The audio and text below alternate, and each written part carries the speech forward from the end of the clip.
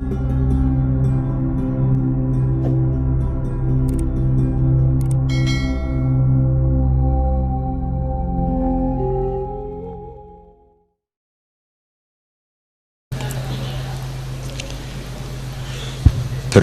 tentang ilmu tafsir,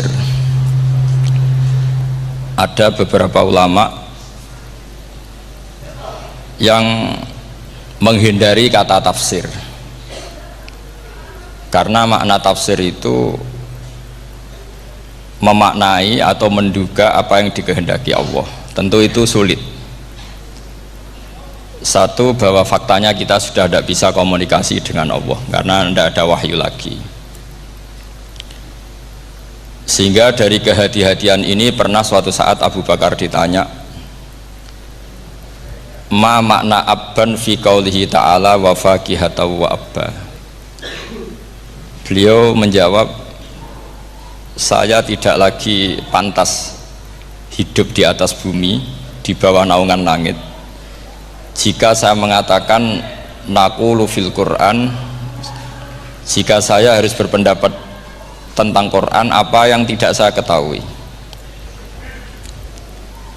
Itu kehati-hatian yang dilakukan Sayyidina Abi Bakrin As-Siddiq.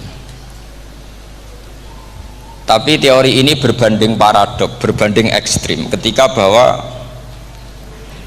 Quran itu diturunkan itu sebagai hudan, sebagai petunjuk, kedua sebagai bayanan, sebagai penjelas. Dan ini yang saya yakini, kalau sebagai penjelas, Quran itu harus jelas sekali dan bisa menjelaskan. Dan Quran mensifati dirinya wal kitabil mubin, demi kitab yang memberi penjelasan. Sehingga dari sudut ini orang kafir pun mungkin memahami Quran. Dan menurut saya orang kafir pun bisa paham Quran. Kalau Ahok itu melintir Quran, tidak memahami Quran, paham? Senok Horgonyo itu melintir Quran tapi tidak memahami Quran. Tapi bahwa Quran itu bisa difahami orang kafir itu ya. Logikanya gampang begini, kata Imam Syafi'i dalam kitab Ar-Risalah. Ketika Quran turun, itu pendengarnya itu tidak ada yang Muslim, belum ada santri Kewagian, nggak ada santri Lirboyo, tidak ada santri Sarang. Pendengarnya itu non Muslim. Nah ini sampai angen-angen, ketika Quran turun tuh pendengarnya Muslim atau non Muslim? Non Muslim. Andai kan Quran itu turun tidak difahami orang kafir, maka lalu objeknya siapa, sasarannya siapa? Nah sebab itu akan aneh kalau kita yang mondok, misalnya ngaji Idqon, ngaji Alfiyah, ngaji Ulumul Quran, apa saja, kemudian Anda tidak paham Quran, padahal orang kafir saja bisa paham. Nah ini tantangan bagi kita. Sing kafir wis paham Quran, masa kita santri tidak paham Quran. Makanya begini, di antara awal-awal periode Makkiyah ada surat disebut Qul ya ayyuhal kafirun. Katakan Muhammad ya ayyuhal kafirun. Karena mukhotabnya atau lawan dialeknya Nabi adalah orang-orang apa? Kafir. Mereka paham ketika dijelaskan Quran, paham, dan sebagian mereka menjadi mukmin karena paham. Itu termasuk isi makalah yang saya utarakan di sini. Mereka tanya, ya Muhammad, siflana robbak, amin dahabin, amin nuhasin, amin hajarin. Karena orang kafir jahiliyah itu punya tren, yang namanya Tuhan itu fisik. Mereka punya Lata, punya Uzza, punya Hubal. Sehingga kalau Tuhan-Tuhan kita ini dari batu, Muhammad, katanya Anda punya Tuhan yang berbeda, lalu Tuhan Anda ini dari emas atau dari perak.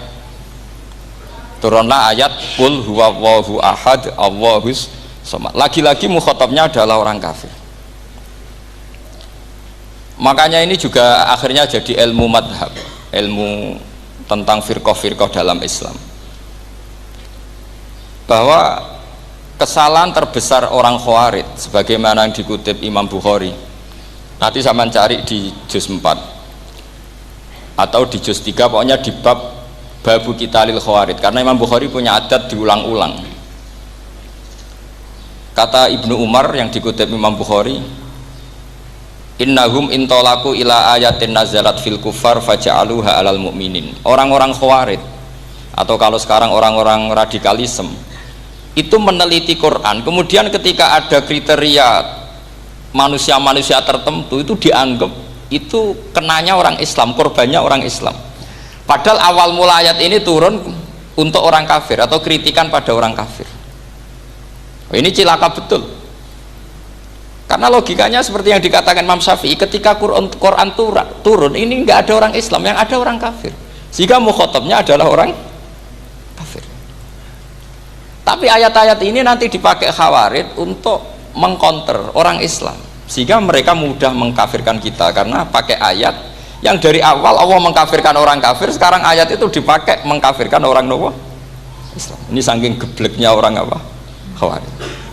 Makanya kata kitab Fathul Bari yang menyarai Bukhari itu, yang mendorong orang Khawarij seperti itu adalah jahluhum bisyariah. Memang mereka benar-benar bodoh, benar-benar goblok. Misalnya kita kiai atau kita ma'arif atau kita santri atau kita orang soleh, kemudian kita tidak bisa melakukan apa yang kita katakan, terus kita oke lah, kita kena kritik misalnya atakmurunan nasabil birri watan sauna anfusakum wa antum taslunal kitab, terus kita katanya bisa ngomong tapi tidak bisa melakukan, terus dikritik dengan ayat itu mestinya tidak tepat. Karena itu asbabun nuzulnya adalah orang-orang Yahudi karena tahu bahwa sifat Rasulullah itu ada di Taurat, mereka menyuruh keluarganya itu masuk Islam, tapi mereka sendiri tidak mau Islam. Kemudian turunlah ayat atakmurunan nasa bil birri wa tansawna anfusakum wa antum taslunal kitab afala ta'qilun. Sekarang perbandingannya begini, misalnya ada orang Islam, taruh saja Zaid itu maling, ya maling, konsisten dia malingnya sampai tua.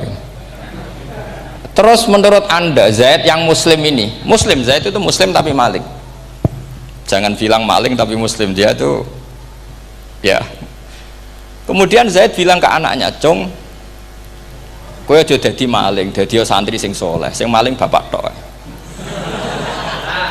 Ndak, ini menurut analisis usul fikih, ngomongnya Zaid itu benar apa salah? Benar kan? Nasihatnya ya benar, ngomongnya juga benar. Kamu tidak bisa ngeritik Zaid, kamu bisa ngomong tapi tidak bisa melakukan, tidak bisa. Fa innal amro bil ma'ruf wajib, wal qawla bil ma'ruf ya wajib, wal qawla bil haqqi ya wajib. Jadi itu hal yang berbeda. Misalnya fa innal amro bil ma'rufi wajibun, memerintahkan barang baik itu baik. Wa innal qawla bil haqqi ya wajib, mengatakan yang hak itu ya wajib. Berarti Zaid tetap kena khitab, kamu harus nasihati anak secara benar, kamu juga harus ngomong hukum secara benar. Lalu ketika Zaid ngomong hukum secara benar, cung ojo maling, maling itu dosa, cung ojo nerusno profesi ini bapak maling, maling itu tidak benar. Dia berarti sudah melakukan dua kebenaran, yaitu ngomongnya benar, nasihatnya benar. Dia salah, perilakunya tetap maling. Tapi jangan karena dia maling lalu omongannya enggak salah juga, berarti salahnya malah tiga. Makanya ini pentingnya ngaji sama ulama, sama ahli usul fikih. Jadi tidak bisa dicampur adukkan. Zaid gagal dalam perilaku, tapi jangan gagal lagi di nasihat. Nanti kalau dia tidak nasihati, maka anaknya terus maling, alasannya niru bapaknya. Karena bapaknya kalau mau nasihati nanti disemprit sama santri-santri, "Pak, sampean ra oleh nasihati anak era sama maling, sampean dhewe maling." Oh, tidak bisa, cara usul fikih itu malah yudroku kulluh la yudroku napa kulluh, atau bahasa populernya al maisur la yasqutu bil ma'sur. Misalnya kita sebagai kiai hanya bisa takrib, hanya bisa jurumiyah, apa muda fatul mu'in cek abote bulet, maknanya bulet. Kamu tidak boleh ngomong gini, "Cung, kowe sebagai muridku kudu nurut aku, nak gurumu goblok tok takrib, kowe tok takrib wae." Gak oleh ngelangkai guru, gak sopan gitu misalnya gitu. Gak boleh gitu, tetap kita ngomong, "Cung, kowe aja koyok aku, kowe kudu alim fatul mu'in, alim fatul wahab." Sama tidak bisa protes, Pak Guru sendiri tidak bisa. Kebenaran tetap sebagai kebenaran, meskipun kita tidak kuat melakukan atau tidak bisa melakukan. Lagi-lagi ayat itu sebenarnya ada untuk kita, untuk orang Yahudi, ta'murunan nasa bil birri wa tansawna anfusakum wa antum taslunal kitab. Sebab itu istidlal dengan Quran itu memang resikonya tinggi kalau tidak bagi mutabakhir, karena ya itu tadi, ini harus ada pengetahuan yang luas tentang asbabun nuzul, tentang kriteria. Nah, kalau terpaksa, saya katakan terpaksa, kalau terpaksa kita itibar itu boleh, tapi itu terpaksa. Bahwa Allah mengkritik orang yang bisa ngomong tapi tidak bisa melakukan. Tapi itu secara usul fikih itu runyam. Teori ini runyam sekali, fatal. Sama lihat tuh di kitab Bajuri atau di kitab-kitab fikih yang lain. Ketika Shahibil Burdah atau Shahibil Bur'ah itu yang Imam Busiri itu, Muhammad bin Busiri itu.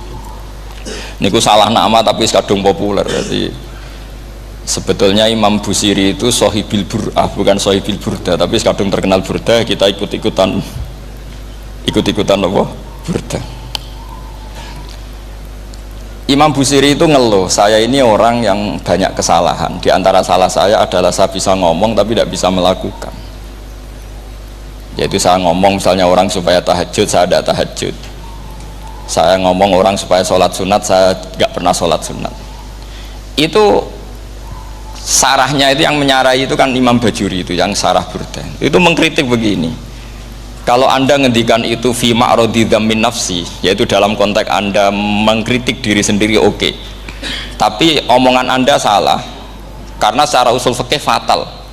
Fatalnya begini. Misalnya saya nggak pernah tahajud. Ya mungkin itu nyata. Oke, mungkin itu nyata. Apakah kemudian saya tidak boleh mengatakan at-tahajjudu sunnatun? Apa saya diwajibkan diam hanya karena saya tidak pernah tahajud, terus saya seorang kiai yang haram mengatakan at-tahajjud sunnatun? Saya harus tetap mengatakan kalau tahajud itu sunnah. Saya kalau punya santri terus saya bilang, "Cung, napas nganggur yuk tahajud itu sunat." Karena mengatakan kebaikan pasti bagian dari kebaikan itu sendiri. Makanya kata Imam Bajuri, fakaifa yakunul amru bil ma'rufi mazmuman. Bagaimana mungkin sesuatu yang jelas baik karena memerintahkan kebaikan mazmuman menjadi sesuatu yang tercela hanya karena yang mengatakan tidak melakukan. Fa innal fi'la ya amrun wal hukmu ya amrun akhar. Itu beda. Jangan karena Anda tidak minum teh karena diabetes, terus Anda kalau ada tamu tidak disuguhi teh. Karena saya sendiri tidak minum teh. Wah ya repot kalau gitu. Nah, itu lagi-lagi tadi orang Khawarij salah ketika mengartikan ayat yang harusnya objek kritiknya itu orang kafir, kemudian karena Quran lama sekali dibaca orang Islam sampai orang itu lupa kalau Quran awalnya turun diantaranya adalah membenahi akidahnya orang kafir, sehingga korbannya orang Islam. Itu mirip seperti cerita kita ya, santri-santri itu kalau punya musuh itu baca Hizib Nasor. Dulu pengarang Hizib Nasor itu musuhnya orang fasik, sehingga dihizib. Santri ora duwe musuh wong fasik, duwene kancane dhewe, akhirnya kancane yang kena hizib. Nah ini penting saya aturkan ya, sama seperti itu. Lama sekali Quran itu hanya dibaca orang Islam dan komunitasnya Muslim, sehingga seakan-akan semua kritikan Quran itu pada orang nopo Islam. Padahal jelas Quran ada kul ya ayyuhal kafirun. Jelas mukhatabnya orang kafir. Sabda kata lakum dinukum waliyadin. Nah ini penting kalau aturakan. Makanya kalau melihat itu, Quran jelas bisa difahami orang kafir. Bahkan banyak orang kafir yang menjadi muslim karena faham maknanya apa? Faham maknanya Quran. Itu jelas sekali. Itu masyhur sekali dialeknya Nabi dengan Walid bin Mughirah, dengan Utbah, dengan banyak sekali, termasuk dengan Abu Jahal, dengan Abu Lahab. Bahkan orang-orang kafir Quraisy itu menyewa namanya Musailamah Al-Kadzab. Kalau di sini umumnya baca Musailamah apa Musailimah? Trennya di sini pakai fathah ya. Oh, itu entah ya, nggak tahu saya yang masalah yang mana itu kan, karena memang kalau dalam ilmu riwayat itu sekali salah baca itu kasus betul, kayak Sa'id bin Musayyab atau Sa'id bin Musayyib. Itu ketika beliau sugeng itu kalau dipanggil Sa'id bin Musayyib itu marah besar, karena maknanya Sa'id al-Musayyib itu yang ditawan. Makanya beliau bilang sayyabatni Irak wa anal Musayyib. Orang Irak mengatakan saya ini ditawan, sebenarnya saya yang menawan mereka. Tapi al-masyhur itu dibaca Sa'id bin Musayyib, padahal dia tidak mau dipanggil Sa'id bin Musayyib, Sa'id bin Musayyib. Karena nama ini penting. Pentingnya begini, ini kata Rasulullah kalau sedang guyon, kata Nabi, mbok kamu itu sekali-kali mikir, kenapa saya ini diberi nama Allah Muhammad, katanya. Ini hadis sahih di Bukhari, ada di Kitabul Adab, banyak lah teks ini. Kenapa ya Rasulullah? Allah itu senang bingung nawang kafir, kata Rasulullah. Karena Abu Jahal kalau manggil saya jadi bingung. Itu kalau orang Arab kan pasti tahu maknanya, Muhammad maknanya orang yang terpuji. Sehingga kalau Abu Lahab ngomong itu jadi paradok, hei orang yang terpuji, kamu bohong, kan jadi aneh. Ya Muhammad kadzabta, hei Muhammad kamu bohong. Kalau diterjemahkan, hei orang terpuji, kamu bohong. Itu akhirnya sahabat tertawa-tawa, karena cek pinter deh pangeran milih nama kamu ya Rasulullah, karena ini bingungkan musuh gitu. Makanya kalau kamu udah anak kiai, itu anak kamu panggil, namakan saja Agus, pasti satu pondok manggil Gus semua. Itu aman itu. Oh itu boh yang nggak seneng tetap panggil Gus. Karena kalau untuk Gus putra kiai kan butuh di bapak kiai, kan bapak kadung rakyat itu kan, itu ada triknya, yaitu anaknya dinamain Agus. Nah, itu Rasulullah itu sudah dipilih sedemikian rupa oleh Allah, perilakunya benar, ahwalnya benar, sak namanya juga benar. Sehingga ketika Abu Jahal, Abu Lahab tahu bahwa nama Muhammad ini problem, karena ini madah itu memuji. Sehingga mereka kalau mencari Muhammad itu bilang ainal madmum, mana orang yang tercela. Terus orang-orang Quraisy tidak paham, kamu nyari siapa? Akhirnya mereka bilang, ana atlubu Muhammad, dan saya cari Muhammad. Akhirnya bilang Muhammad lagi. Nah, itu. Nah, Quran juga main di ranah nama, sehingga Abu Jahal itu namanya kan Abul Hakam. Orang Islam dari awal memanggil Abu Jahal, karena kalau sampai kita manggil Abul Hakam, kita akan mengalami paradok, ya Abul Hakam, hei bapak dari semua kebijakan, kamu begini kan kacau. Makanya itu dari sini orang nggak boleh salah apa? Salah nama. Ini penting kalau aturakan, karena kadang menganalisis Quran itu satu bilisanin arabi mubin. Kata Imam Syafi'i, wa innahu latanzilu rabbil alamin nazala bihir rohul amin ala qalbika litakuna minal munzirin bilisanin arabi mubin. Di antara, kata Imam Syafi'i ini, di antara aturan pokok memahami Quran adalah dia malian bil arabiyah, dia sangat-sangat menguasai bahasa Arab. Itu masyhur dalam dialog Imam Syafi'i. Saman kalau ngaji takrib atau Fathul Mu'in, syarat sahnya tayamum lil musafir itu apa? Tolabul ma', mencari apa? Air. Sampai kalau di takrib dicontohkan, kalau di tempat atas nyari ke bawah, kalau ke bawah nyari ke atas. Imam Syafi'i ditanya, kaifa taqulu bi syartit tolab, bagaimana anda berpendapat bahwa tolabul ma' itu wajib untuk menjadi sahnya tayamum? Terus Imam Syafi'i faqara'a falam tajidu ma'an, kamu pergi kemudian falam tajidu ma'an, kamu tidak menemukan air. Terus Imam Syafi'i mengatakan la yuqalu liman lam yatlub lam yajid wa innama yuqalu lam ya'rif, katanya. Orang yang nggak pernah mencari itu tidak bisa dikatakan lam yajid, tidak menemukan. Kalau belum mencari namanya tidak tahu. Padahal Quran bilang kamu pergi kemudian kamu tidak menemukan air. Tidak menemukan itu berarti harus mencari dulu, baru dikatakan lam yajid, tidak menemukan. Kalau tidak pernah mencari namanya tidak tahu.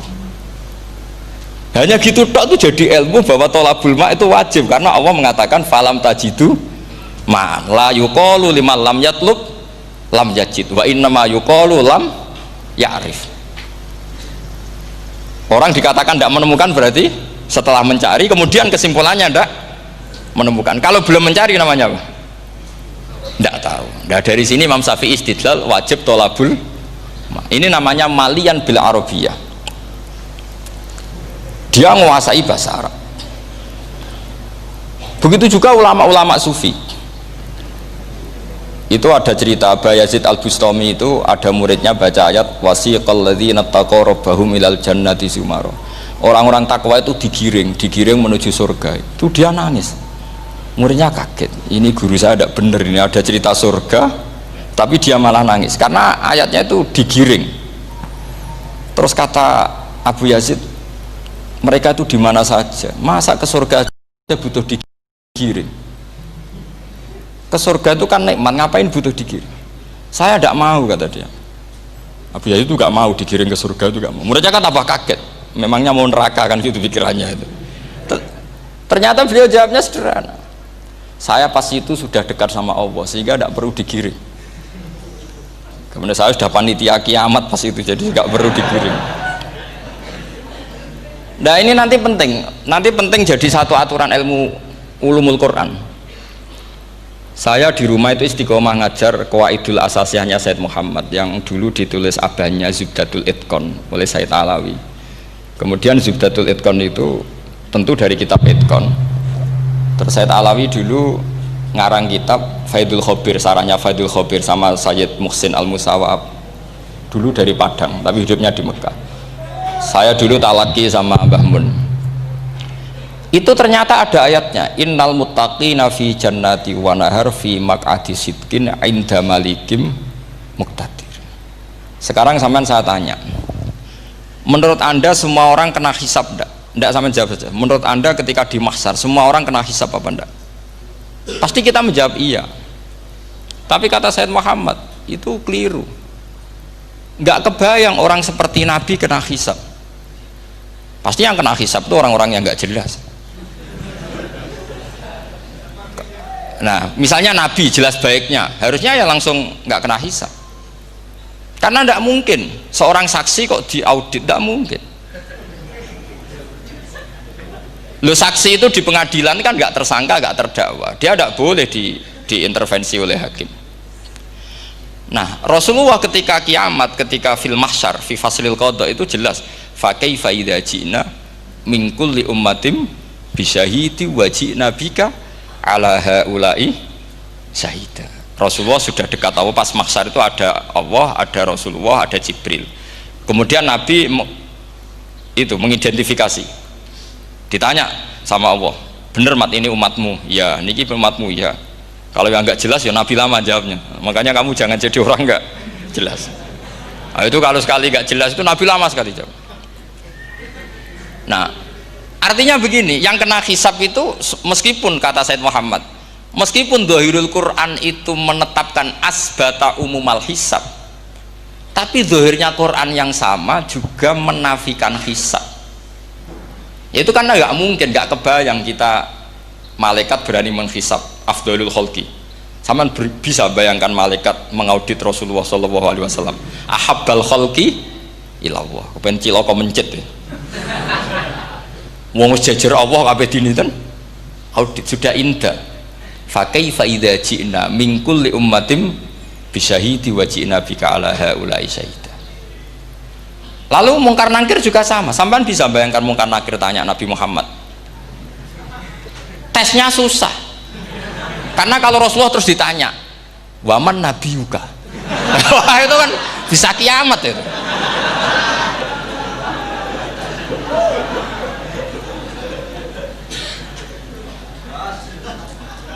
Paham ya? Makanya kata Said Muhammad, ini kan teman-teman tanya, biar caranya alim tafsirnya saja, sarannya satu hafal Quran, dua hafal Sahih Muslim, tiga semua orang sudah mati, tinggal kamu yang alim. Nah, itu mesti aman itu. Nah kalau sampean tanya saya, apa buktinya Gus kalau orang tertentu tidak kena hisab? Ya buktinya tadi, misalnya innal ladzina qalu rabbuna Allahu tsummas taqamu tatanazzalu alaihimul malaikatu alla takhafu wala tahzanu wa abshiru. Mungkar nakir adalah malaikat penakut, membawa ketakutan. Sementara para wali ini jelas malaikat kena konstitusi, malaikat harus mengatakan ke para wali alla takhafu wala tahzanu. Padahal Nabi tentu sayyidul auli. para wali saja malaikat kena aturan kamu harus bilang Allah takhafu wala tahzanu wa abshiru. Hei para wali, kamu jangan susah, jangan gentar, kamu harus gembira. Kamu bisa bayangkan misalnya Mungkar Nakir bawa godok atau orang kalau dipukul ajul sak walang-walang. Kemudian kamu bayangkan si Abdul Qadir ngalami itu, Abdul Hasan Asadali ngalami itu, Abu Yazid Al-Bustami. Kalau itu ngalami gitu semua, ngapain kita jadikan mursyid? Kan sama nasibnya dengan kita. Nah, Zahirul Quran mengatakan asbatal hisabah, tapi Zahirul Quran di ayat yang lain lam yusbit al hisabah. Makanya tadi umumul Quran juga ditaksis dengan muqayyid, yang mutlak ditaksis dengan yang muqayyad, yang mujmal ya sama seperti itu, aturannya seperti itu, ditafsil sama yang mufassal. Sama orang kafir yang jelas, sampean bisa membayangkan malaikat ngaudit Fir'aun, cek kurang penggaweane, jelas eleke kok di audit. Misalnya Abu Lahab di audit, oh malaikatnya celaka mencet, berarti dia agak percaya sama pernyataan Tuhan tabat yada abi lahabiu. Malaikat kok ngaudit Abu Lahab, mungkin Gusti kula ceke nak menawi wonten api lho ki ora tau ngaji Quran tapi wong ayate tabat yada kok cek di cek. Nah, yang seperti ini masuknya kategori ulaikal ladzina, sateruse mereka yang kafir bi ayati rabbihim wa liqaihi fahabitos a'maluhum fala nuqimu lahum yaumal qiyamati wasna. Jadi ada orang-orang kafir yang jelas kena aturan fala nuqimu lahum yaumal qiyamati wasna. Jelas kafirnya ya gak kena hisab, yang jelas nabinya, jelas wasinya juga gak kena hisab. Yang kena kita di tengah-tengah. Tapi ilmu itu ikut mainstream karena semua orang bilang ada hisab, ya kita ikut-ikutan bilang, ya sudah gitu saja. Tapi kalau aslinya ya rapati percaya. Umumnya uang gerono mati ditalkin, ya kita melok-melokan nalkin. Tapi kalau kadang ya gak kebayang. Piye nak wali-wali ditalkin. Makanya ada di dunia wali itu ada cerita Rabi'ah Adawiyah, itu termasuk keramat beliau itu. Kalau Imam Sibawi kan dalam cerita wali kan ditanya marabbuka, ngapunten niku man mausul nopo istifham. Wah itu malaikatnya tidak pernah khataman alfiyah kan, repot. Kalau Rabi'ah Adawiyah lebih parah lagi, itu beliau tuh nangis sekeras-kerasnya, nangis terisak-isak, dia tersiksa. Ya Allah, engkau itu zat yang paling saya kenali dan harusnya semua makhluk itu kenal engkau, tapi ini hamba engkau tanya engkau itu siapa ya? Itu kan ini orang aneh kata gitu. Karena Allah itu adharud dzahir, kata sampai Imam Sibawi silakan a'raful ma'arif. Jadi wong ora ora wis geblek tenan dari Imam Sibawi. Imam Sibawi kan atas nama dia pakar nahwu pertama mengatakan domir paling makrifat di antara 6 isim makrifat, paling makrifat itu domir. Tapi meskipun gitu a'raful ma'arif Allah, yang paling makrifat dari sekian isim makrifat itu Allah. Artinya satu nama yang orang harus kenal semua. Makanya di antara keramat beliau ketika ditanya, wong kok ora tau ngaji fikih men ngaji nahwu wae. Gak tahu dia ngaji carane sesuci, carane iddah to, gak tahu ngaji nahwu. Terus dia tanya, "Bima fa'ala rabbuka?" Lalu Allah memperlakukan kamu gimana? Terus kata Imam Sibawi, "Ghafaroli, Allah mengampuni saya karena saya orang yang mengatakan Allahu a'raful ma'arif." Ini penting kalau aturakan. Jadi makanya kalau sampean tanya caranya ilmu alim gimana, ya satu tadi, kalau sampean masih banyak orang hidup, syaratnya kamu harus hafal Quran, hafal hadis, hafal sekian ribu hadis, hafal sekian ulumul Quran. Itu kalau masih banyak orang hidup. Kalau sudah kamu sendiri hidup, ya sudah, pokoknya isokulhu ya salim sendiri, kan nggak ada saingannya itu. Makanya kata Sayyid Muhammad, beliau mengatakan, kita meyakini umum al-hisab ya berdasar zahiril Quran, kita menafikan umum al-hisab, bahwa hisab hanya yakhtassu liqaumin duna qaumin juga berdasar zahiril Quran. Kita percaya semua mayat ditanya mungkar nangkir ya berdasar zahiril ahadis.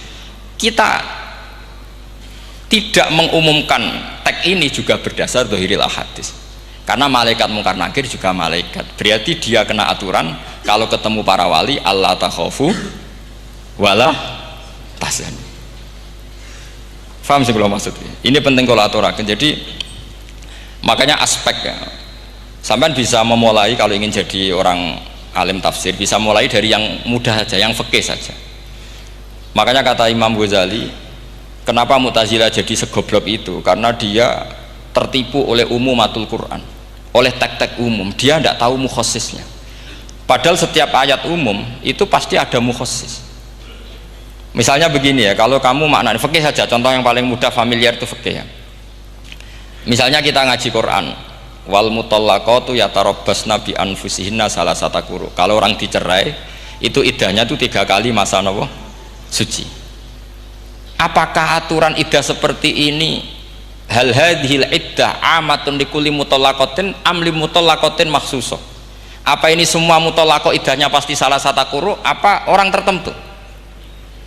Ya enggak, asal dia mutallaqah pasti iddahnya salasata quru. Anda goblok, Anda salah besar.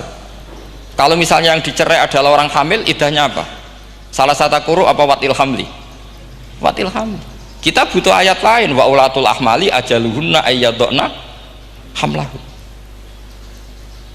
Sama seperti kita ngaji, walladzina tawaffawna minkum wa yadharuna azwajan yatarabbasna bi anfusina arba'ata asyhurib wa asyra. Asal wanita ditinggal mati suaminya, maka iddahnya 4 bulan 10. Apa semuanya demikian? Enggak. Misalnya orang hamil iddahnya biwatil hamil. Artinya kalau Anda tertipu umumatil Quran, berarti Anda sama dengan menghukumi orang ditolak semua iddahnya salah satu guru. Sama misalnya orang sekarang dalil-dalil wa may yatawallahum minkum fa innahu minhum. Kalau berkawan orang kafir, maka dia menjadi kafir. Itu kan fatal. Semua nabi ya berkawan orang kafir karena dakwahnya memang sama orang kafir. Lo coba andai kan sampean hafal Quran itu sama teori itu tuh mungkin menyedihkan. Coba istilahnya Quran, wadhkur akho'at wa ila adin akhawum huda wa ila samuda akhawum. Terus semua umatnya yang kafir disebut akhawum. Akhaw itu artinya apa? Saudara. Mereka ya berkawan sama orang kafir. Makanya butuh analisis fikih untuk maknani wa may yatawallahu minkum fa innahu. Setelah dianalisis fikih, ternyata semua nabi diistilahkan wa ila madyan akhahum syuaiba wa ila adin akhahum huda. Akhaw itu artinya apa? Saudara. Kalau sampean tanya, lalu logikanya gimana? Kata kitab-kitab kan wa in kana dasarin fajanibhu suratan. Kalau ada teman buruk jauhi, kalau teman baik temani. Kalau cara usul fikih gampang, kancanan maling dosa, wong kok kancane maling, tapi nak dakwai maling apik kan? Aku orang ngancani kok dakwai dandani, selesai kan? Ngancani maling elek, nak dakwai maling apik. Demenan rodo elek, nak didik apik kan, itu seperti itu. Nah, ini penting kalau aturakan. Dari sini ini makanya NU itu punya sejarah panjang, banyak wali-wali yang jadab, yang coro zahir itu kancanan fasik-fasik. Orang syariat bingung, ini wali kok berteman orang fasik. Ya kalau kamu bahasakan teman ya masalah, kalau kamu bahasakan ini binaan, enggak, sama jawab saja. Kalau dibahasakan teman masalah enggak? Masalah kan? Tapi kalau dibahasakan itu binaan, selesai kan? Sama, Nabi berkawan orang kafir itu tidak karena berkawan, itu binaan Nabi. Memang Nabi itu jadi Nabi, objeknya adalah mengislamkan orang kafir. Ya berlama-lama Nabi dialek dengan mereka, muasyarah sama mereka. Bahkan Nabi diharuskan bersikap baik sama mereka. Itu yang disebut fabima rahmatim minallahi lintalahum walau kunta fadhdhan ghalidhal qalbi lan faddu min hawl. Tapi sekarang itu orang sudah tidak pakai ilmu. Orang-orang radikalisme itu nggak pakai usul fikih. Pokoknya kalau ada ayat terjemahnya gini ya sudah itu jadi madhab. Akhirnya kecelakaan seperti ini. Pokoknya kalau ada ayat faqtulul musyrikina haitsu wajadtumuhum wa khudhuhum wahsuruhum waq'udu lahum kulla marsad. Sudah hafalnya ayat itu saja. Dia tidak mau ngapalkan misalnya qatilul ladzina yuqatilunakum. Ada ayat lagi wa akhrijuhum yamin haitsu akhrajukum. Sehingga ulama kita membagi kafir itu ada harbi, kita musuhi, ada zimmi, ada muahad, ada musta'man. Itu ulama karena tahu tidak semua orang kafir itu harbi, tidak semuanya zimmi, tidak semuanya muahad, tidak semuanya musta'man. Kalau harbi oke, kita perang, kalau dhimmi kita bina, kalau muahad ya sesuai perjanjian kita, kompensasinya apa, MOU-nya kayak apa. Tapi apalnya mereka ayat satu tema. Nah celakanya kita yang ngaji di pondok-pondok yang katanya spesialis ingin alim tafsir, apalnya ya satu ayat juga. Wah itu kan satu ayat versus satu ayat, itu ngeri. Makanya kalau sama tanya saya, ini katanya di acara ini sama tanya gimana caranya jadi ahli tafsir, saya jawab gampang. Itu hafal Quran, hafal hadis, terus hafal ulumul Quran. Ya misalnya Nadoman ya Faidul Khobir lah, kalau kitab Nasar ya minimal itu setengah lanya itkon lah, kalau nggak lanya amat ya agak lanya. Karena kitab tafsir itu gampang, teorinya itu mudah sekali. Misalnya al-ibratu bi umumil lafzi la bi khususis sebab, itu sama dengan kayak kaidah fikih. Karena kalau kaidah fikih itu, saya itu pernah dibisui kiai itu, ini kisah nyata itu, dibisui kiai itu pas basul masail. Dulu saya itu masih sering mau basul masail. Ini mun pensiun mun boten niku. Dulu saya dengan Gus Zofur putrane Mbah Mun itu sering makili Pondok Anwar basul masail fikih. Tapi tidak tahu ceritanya Gus Zofur jadi dokter tafsir, saya juga kok ya tahu-tahu menekuni tafsir. Lama-lama orang itu lupa status saya yang fakih ya. Makanya saya itu ya kadang eman gitu, karena ini status penting juga. Tapi status fikih itu kadang memang menyesatkan. Karena begini, itu dulu pernah ada basul masail itu begini. Ini kisah nyata ini. Ada desainer baju putri, untuk putri, anak putri. Kemudian desainer itu menciptakan satu celana pendek misalnya, atau celana seperempat. Dengan desain ini pasti kalau dipakai itu auratnya itu kelihatan. Bagaimana hukumnya desainer ini? Apa termasuk mimman sarro'a as-sayyi'ata? Karena terjadi kasfil aurat. Apa enggak? Rata-rata kalau kiai yang khusuk-khusuk, yang sepuh-sepuh, desainer itu dosa. Gara-gara tren pakaian ini wong wedok buka aurat. Tapi kiai-kiai alim yang muda-muda, entah saking belingnya, entah saking pinternya, tidak tahu. Bilang begini, Pak Yai, yang didesain apa? Ya celana itu. Lalu celana itu fungsinya nutupi apa buka aurat? Ya nutupi. Lu kan lumayan urun nutupi. Kalau haram ya dicopot, lu kan malah parah itu. Bingung kayaknya. Sampai bilang gini kan, wah semanis. Itu kan makanya ini guyon ilmiah. Repotnya ngadepi orang alim muda itu kan mbok gedhingi ku ilmiah, mbok senengi fasik.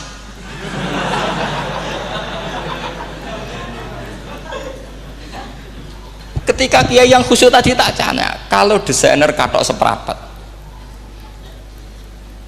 paham gitu? Ya coba yang celana dalam terlalu vulgar itu, paham gitu? Ndak rok sajalah, rok mini misalnya, rok selutut. Sampean jangan ngeres ya, yang rok selutut misalnya. Rok selutut itu desainernya kena hukum haram enggak? Sampean jawab saja. Oh haram dari kiai sepuh, karena dengan desain itu misalnya lututnya kelihatan. Tapi pertanyaannya kiai muda saya masih ingat betul, saya tanya. Lalu fungsi pakaian itu apa Pak Yai? Fungsi itu kan tetap nutupi sebagian aurat. Kalau Anda haramkan, barang haram itu harus dihilangkan. Nah, itu. Sampai kiai itu setelah acara itu manggil saya, Gus, kalau ngakoni jenengan alim tapi podo repoti. Podo repoti nak dalam itu kan terus itu ada perumusan di redaksi keputusan yang dijual itu, yang masail fikihnya kan terus diputuskan, dibukukan. Kalau redaksinya halal Gus, nanti orang pakai rok semua. Dan saya balik bantah, kalau redaksinya haram orang nggak pakai rok. Akhirnya itu apa? Kebijakannya lucu. Buak we Gus, pertanyaan itu buak sak jawabannya oke. Jadi kita debat tidak jadi. Ini cerita ilmiah. Makanya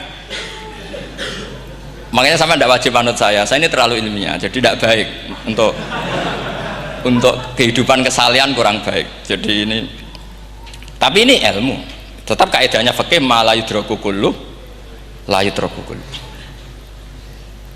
Jangan kalau tidak bisa nutupi aurat semua, lalu jangan sama sekali.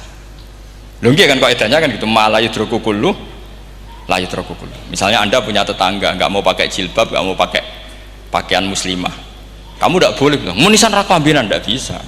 Malayu trokukuluh, malayu trokukuluh, layu troku napa? Makanya ini kita harus hati-hati. Nah bayangkan sekarang orang meneliti Quran itu yutrokukuluh. Mestinya kalau Anda meneliti radikalisme, ayat yang terkait radikalisme diteliti semua.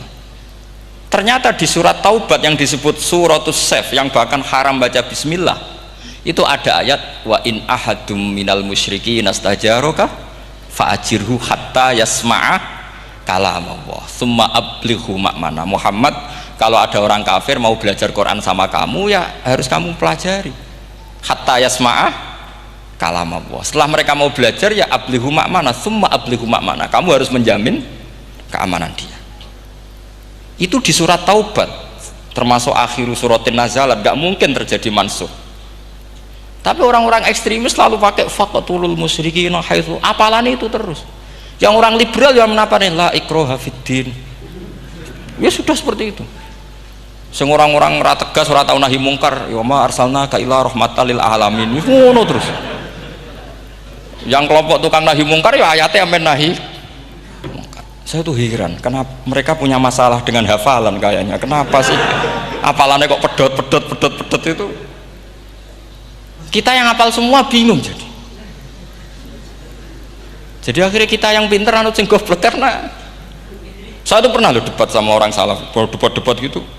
Setelah saya mengutarakan sekian hadis, ada tuh Pak hadis itu, waduh, harusnya kamu ngaji saya, ada debat tuh yang level, kalau nggak level tuh nggak boleh kata itu. Itu kan ngeri. Makanya ini penting ya, kalau sampean tanya ingin jadi alim tafsir ya harus hafal Quran semua. Nah, kalau tidak mungkin yang nunggu orang semua mati baru Anda jadi ahli tafsir, karena tidak ada musuhnya.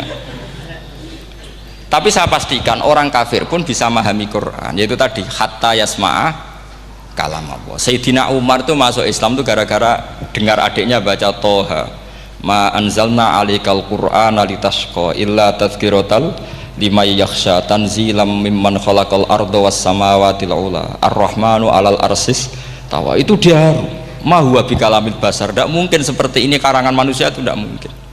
Akhirnya dia Islam.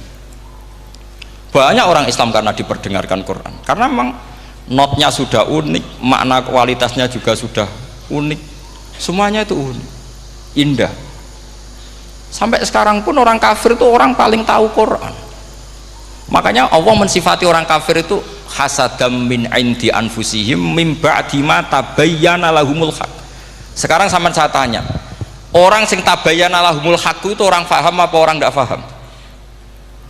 Mereka orang kafir itu mengingkari Quran, padahal mim ba'di ma tabayyana lahumul haq, setelah kebenaran nyata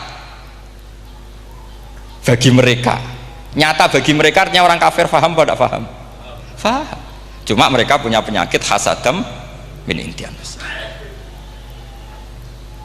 Mereka juga kalau ada ayat tentang ahkam yang memberatkan, mereka bilang i'ti bi Qur'anin ghairi hada au badil. Muhammad harusnya jangan tema itu yang diangkat, bu, cari Quran yang lain yang enggak tema itu. Mereka sampai memilih tema itu karena paham apa karena tidak paham? Karena paham. Makanya di makalah saya pastikan ngaji tafsir itu gampang, karena orang kafir pun bisa. Kalau kasus Ahok itu bukan paham itu melintir, beda, paham sama melintir itu beda.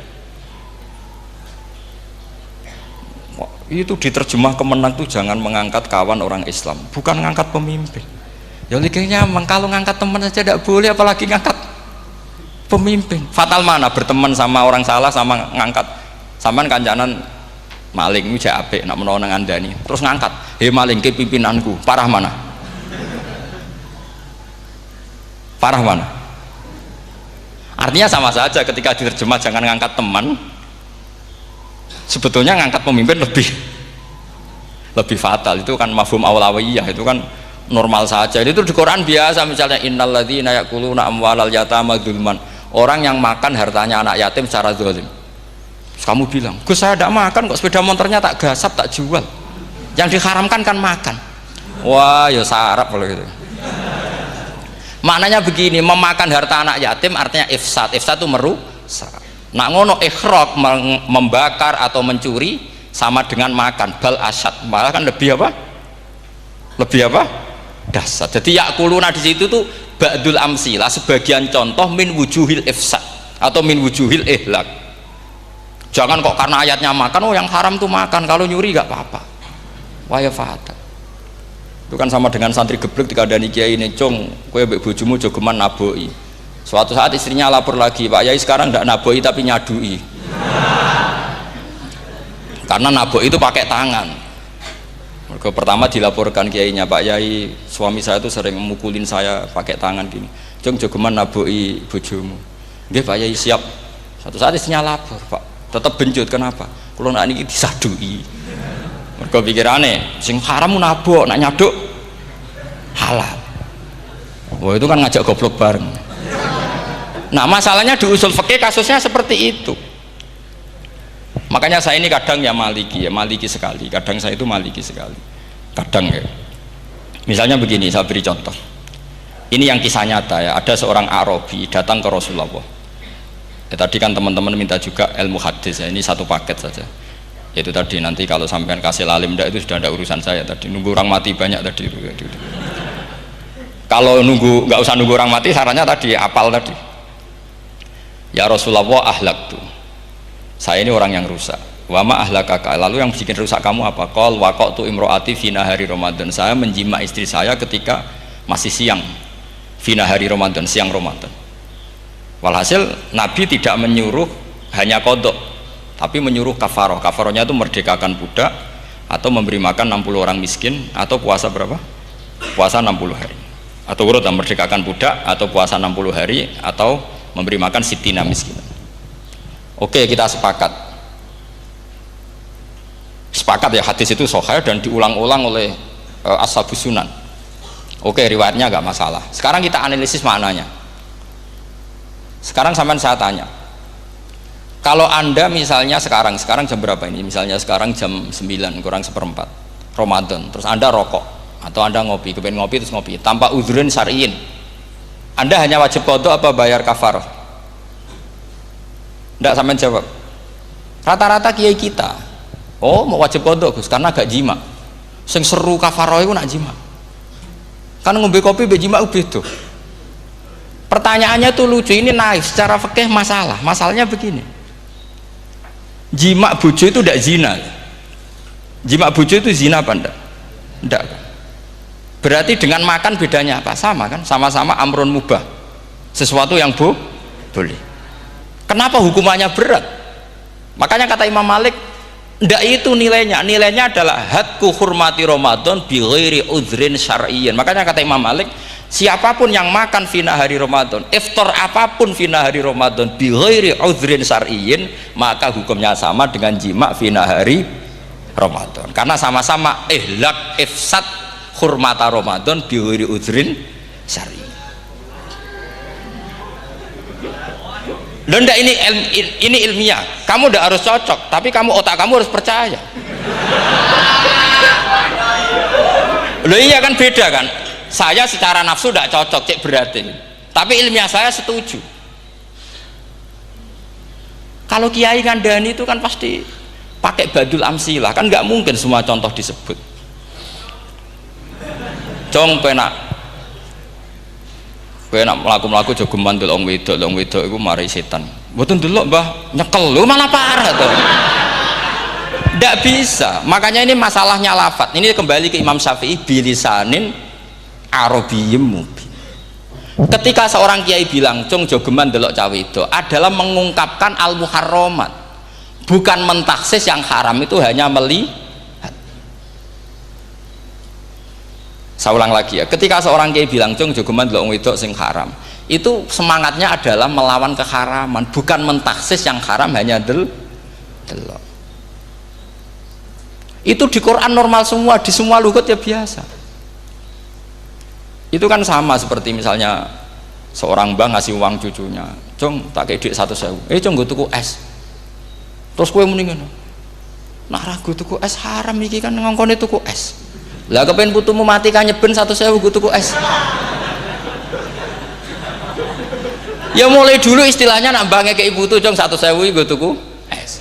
Cara wong kuno. Nah, maksudnya itu pokoknya umumnya cah cilik senane es cuma nyebut. Ya sudah seperti itu. Sama seperti Quran menghentikan begini. Ini memang salate yang fikih dulu, yang pokok-pokok. Di antara yang enggak boleh dikawin adalah wa antasma'u bainal ukhtaini illa ma qad salaf. Kamu enggak boleh menikahi Sri dan Zainab, kakak beradik. Sudah sepakat nggih? Fi nikahin wahid enggak boleh al jam'u bainal ukhtain. Jadi mbaknya kamu kawin, adiknya kamu kawin fi nikahin wahid. Tapi nak ngeduni boleh, berarti kan dengan waktu yang berbeda. Quran hanya menyebut itu. Kemudian Rasulullah zaman Sugeng itu hanya nambahi wala binal mar'ati wa ammatiha wala binal mar'ati wa kholatiha, juga agak boleh menikahi ponaan plus buliknya, baik bulik dari bapak yaitu ammah maupun bulik dari ibu disebut apa? Kholah. Kemudian ulama fikih merasa ada yang kurang, ditambahi lagi dua perempuan yang andekan yang satu itu lelaki kok haram nikah, berarti haram jam'u fi nikahin wahid. Misalnya cucu rabibahnya boleh enggak? Enggak boleh kan?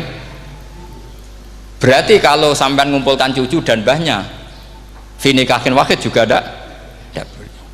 Tapi orang yang waras itu tidak akan nyalahkan Quran ketika tidak lengkap. Wa antasma'u bainal ukhtain ila ma qad sal, ini tidak lengkap. Yang haram kan tidak hanya jam'u bainal ukhtain, termasuk mengumpulkan cucu dan bahnya. Karena Quran nggak mau dengan logika tidak waras, itu tidak mau. Taruh saja orang itu rata-rata mbahnya kan umur 70 tahun, cucunya umur 17 tahun.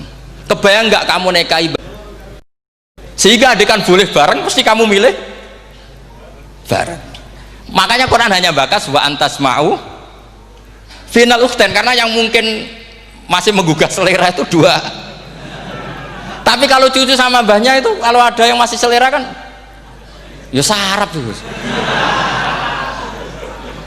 Tapi fikih sebagai kaidah tetap menerangkan termasuk yang haram jam'u adalah bainal mar'ati wajad datiha. Paham juga maksudnya? Artinya ketika menyebut itu tidak jaminan merangkum semua hukum, tapi ba'dul amsilah. Fa'innal akila yaktafiya bi isyaratil ba'di, karena orang kalau punya akal diisyaroi sebagian sudah paham. Ini penting kalau aturakan. Jadi ini penting. Nah bayangkan sekarang banyak gerakan-gerakan ahli Quran katanya, tapi nggak memahami ilmu usul fikih. Quran ra ono ya wis. Nang Quran ra ono cerita harame asu, nak ngono asu ya halal. Ora ono Qurane. Sing ra ono iku tekem ora Qurane, kok aneh-aneh kowe.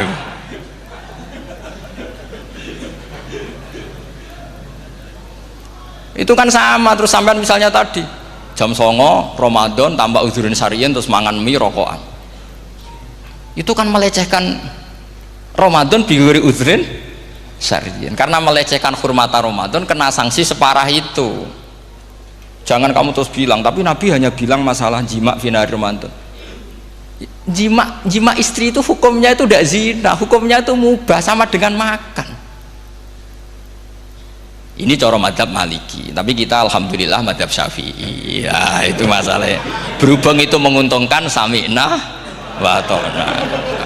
Nah, itu. Tapi saya sendiri dalam konteks ini, saya itu ya sangat-sangat Syafi'iyah, sangat-sangat Syafi'iyah. Dalam banyak hal sangat-sangat Syafi'iyah. Tapi dalam banyak hal kadang-kadang saya ya Maliki. Nah, itu kan kalau sampean tanya kenapa gitu, ya hikmahnya baca banyak saja. Karena yang Syafi'i itu ya karena bacanya hanya Syafi'i, itu bukan fanatik, itu keterbatasan. Jadi itu beda, itu namanya tidak fanatik, itu keterbatasan, itu beda sekali. Jadi kita harus ngaji yang banyak.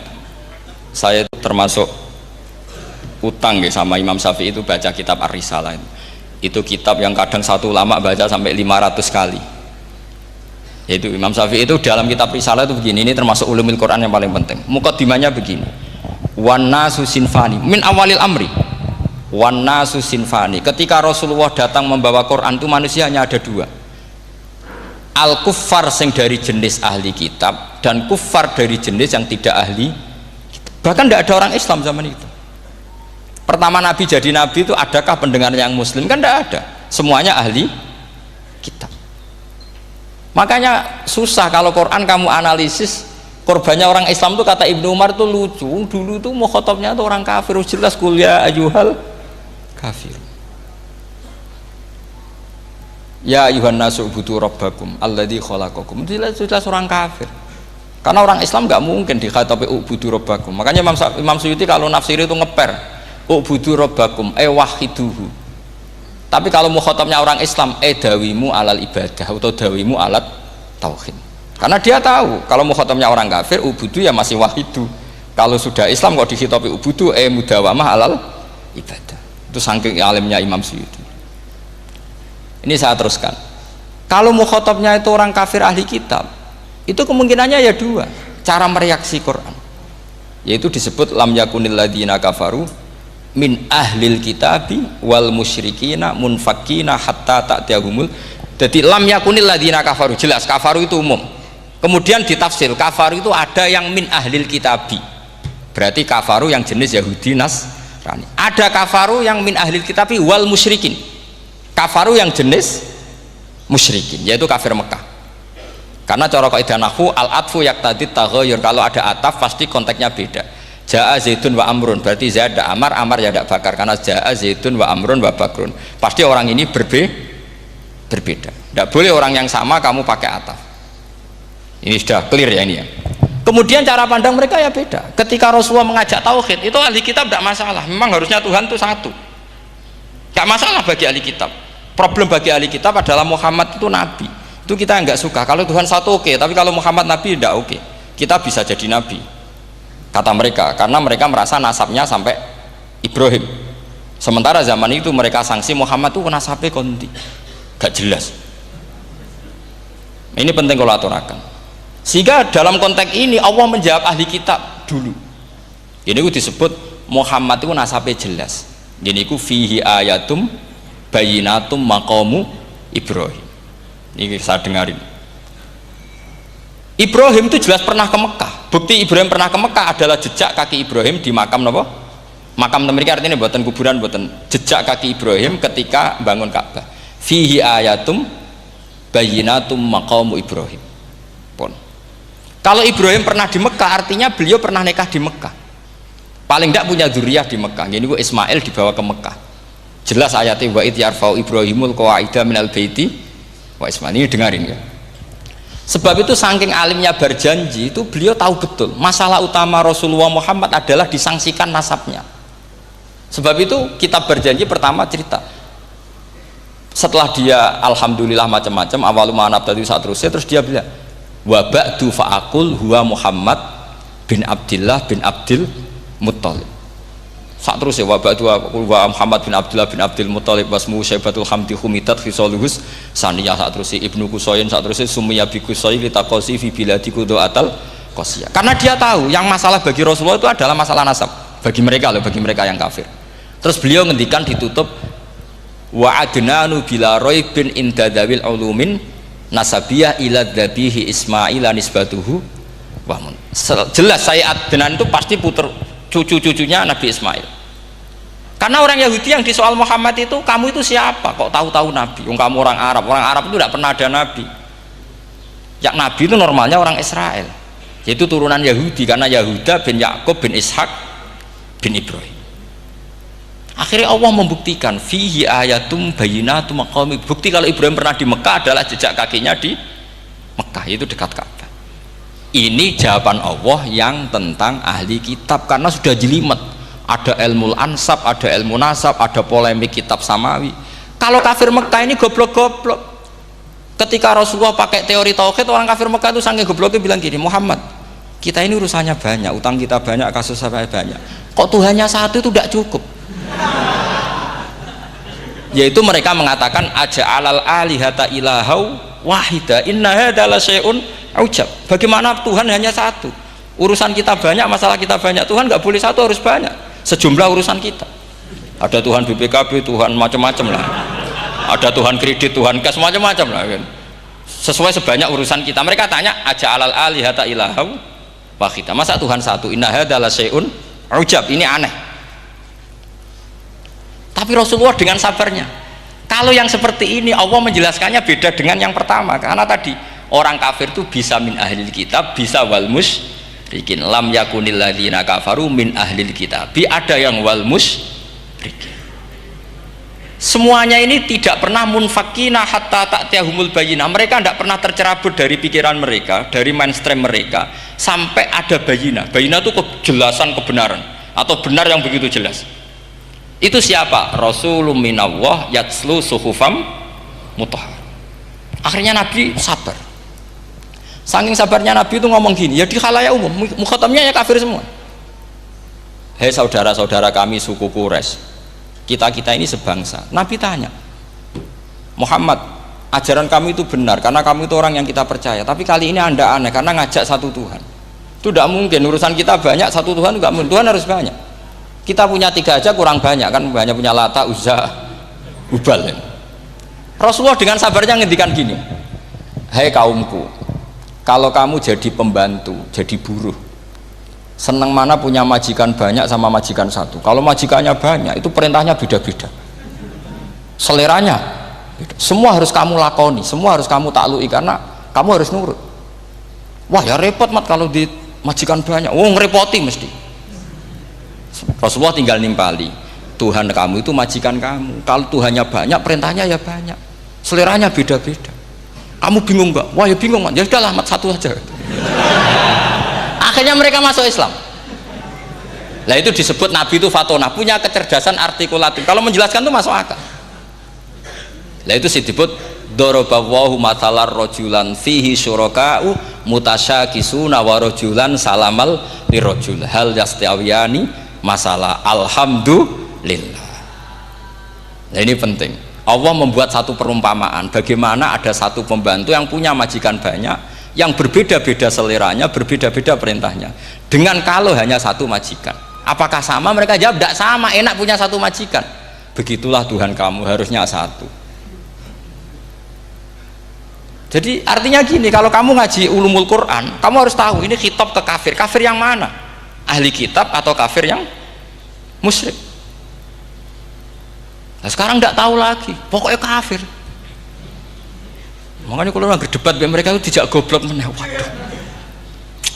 Makanya sama ndak usah ketularan goblok sing pun sing wis goblok ora usah ditambahi mun kathah dan ini pun niku. Ya karena kita ngaji jelas Qur'annya kan lam yakunil ladzina kafaru itu masih ada min lil bayaniyah atau min li bayanil jinsi. Kafaru iku sapa? Siji min ahlil kitab, 2 kafaru sing wal musyrikin. Dua-duanya tidak pernah munfakina hatta ta'tiyahumul bayinah. Mereka tidak akan tercerabut dari pikirannya sehingga ada bayinah. Bayinah itu siapa? Rasulun minallah yatslu sufam. Nah, ketika Nabi menjelaskan asal usul nasabnya bahwa Sayyid Adnan itu ila Ismail, Ismail jelas putra Nabi Ibrahim, mereka terus baru iman karena ada fihi ayatum bayinatum maqamun apa? Ibrahim. Ya jadi saya kira demikian. Nanti kan akhirnya jam berapa?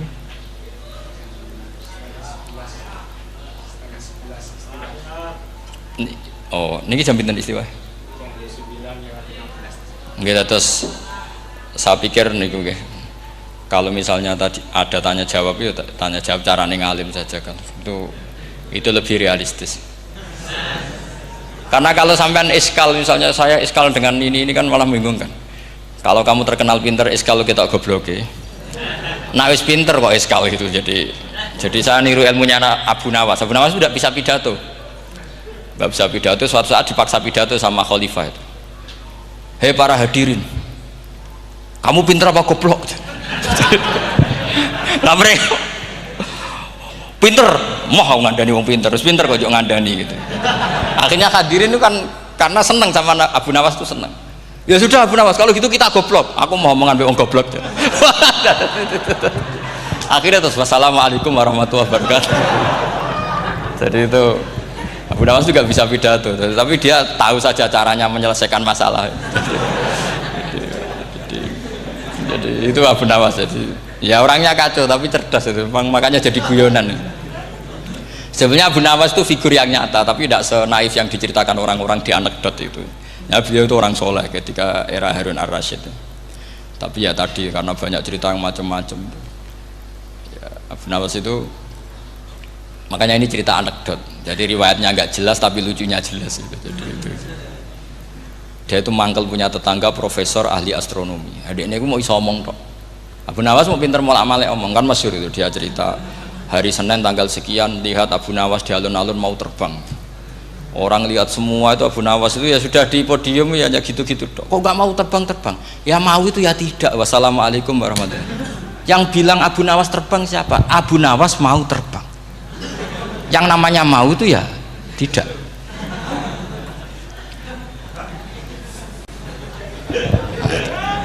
Pernah dia itu lomba sama Harun Ar-Rasyid. Siapa paling banyak pengunjung rumahnya di alun-alun? Harun Rasyid bikin khemah, dia bikin khemah. Tentu cerita ini bohong, yakini ini bohong, makanya ini bohong tenang. Makanya ini anekdot, hanya guyonan. Harun Rasyid karena dia raja itu ada apel, ada makanan macam-macam. Ya tentu pengunjungnya banyak. Batas akhir itu penilaian jam 12 malam. Abu Nawas tenang, satu pun nggak ada pengunjung, nggak ada makanan, nggak ada apa. Pas jam 12 rumahnya dia, kemahnya dibakar. Orang ke dia semua. Tit menang dia karena jumlahnya. Bahkan Harun Rasyid itu datang ke kemahnya dia. Karena lombanya kan pengumpulan massa terbanyak tit jam 12. Harun Rasyid pikirannya santri ya guys, sugoi jajan nggak mesti teko, pikirannya gitu. Abu Nawas pikirannya beda, jenenge ana kebakaran pasti datang. Wis dihitung biaya khemah sama hadiahnya banyak hadiahnya. Yang ahli falak ini punya ilmu yang rasional, yang pintar sekali. Dia ilmuwan bahwa bumi itu bulat-bulat. Nah, saya lagi tren meyakini bumi flat nih, ya kacau nih. Mau gara-gara penjelasan sing sepihak. Ini wong nganggur. Lah wong ilmuwan kok sentimennya perkara wedi duit. Enggak boleh ilmuwan menyebut sentimen apa? Uang. Akhir bumi itu bulat-bulat. Jadi kalau Anda jalan ke timur terus nanti ke titik yang sama. Abu Nawas paham karena dia memang enggak ahli sains gitu. Suatu saat si profesor ini kemalingan, malingnya melayu ngetan. Terus minta tolong sama Abu Nawas, kejarlah maling itu. Kemana? Ke timur. Dia ngejar ke barat. Ditanya sama profesor, saya udah bilang larinya maling itu ke timur, kau kejar ke barat, nanti ketemu di titik yang sama. Jadi, akhirnya profesornya ngerti, oh ngenyek tuh. Jadi, nah khawatir saya nanti kalau santri-santri tidak pinter ilmu, terus pilihannya ilmu kayak Abu Nawas, jalan pintas tadi. Karena belajar falak jelimet, belajar faraid apa? Jelimet, ada aul, ada roh, terus semua ada masalah yang ruwet-ruwet terus. Akhirnya mau olah bicara. Ini musibah inna lillahi wa inna ilaihi raji'un. Itu tidak boleh. Quran tidak mengajarkan itu. Quran tetap mengajarkan ilmu meskipun ada nilai seninya. Ya tadi nilai seni tadi misalnya Allah mencontohkan daraba wa masalah rajulan fihi syuraka. Terus kedua uniknya Quran itu begini. Setelah dipikir itu nyata-nyata lebih detail. Misalnya begini. Ketika Allah mencontohkan ba'udah itu nyamuk. Itu orang-orang kafir itu bilang gini, "Ya Muhammad, Tuhan Anda kehilangan stok ilmiah. Sehingga contoh itu enggak yang dahsyat tapi sekedar nyamuk. Wong nyamuk kok digawe contoh.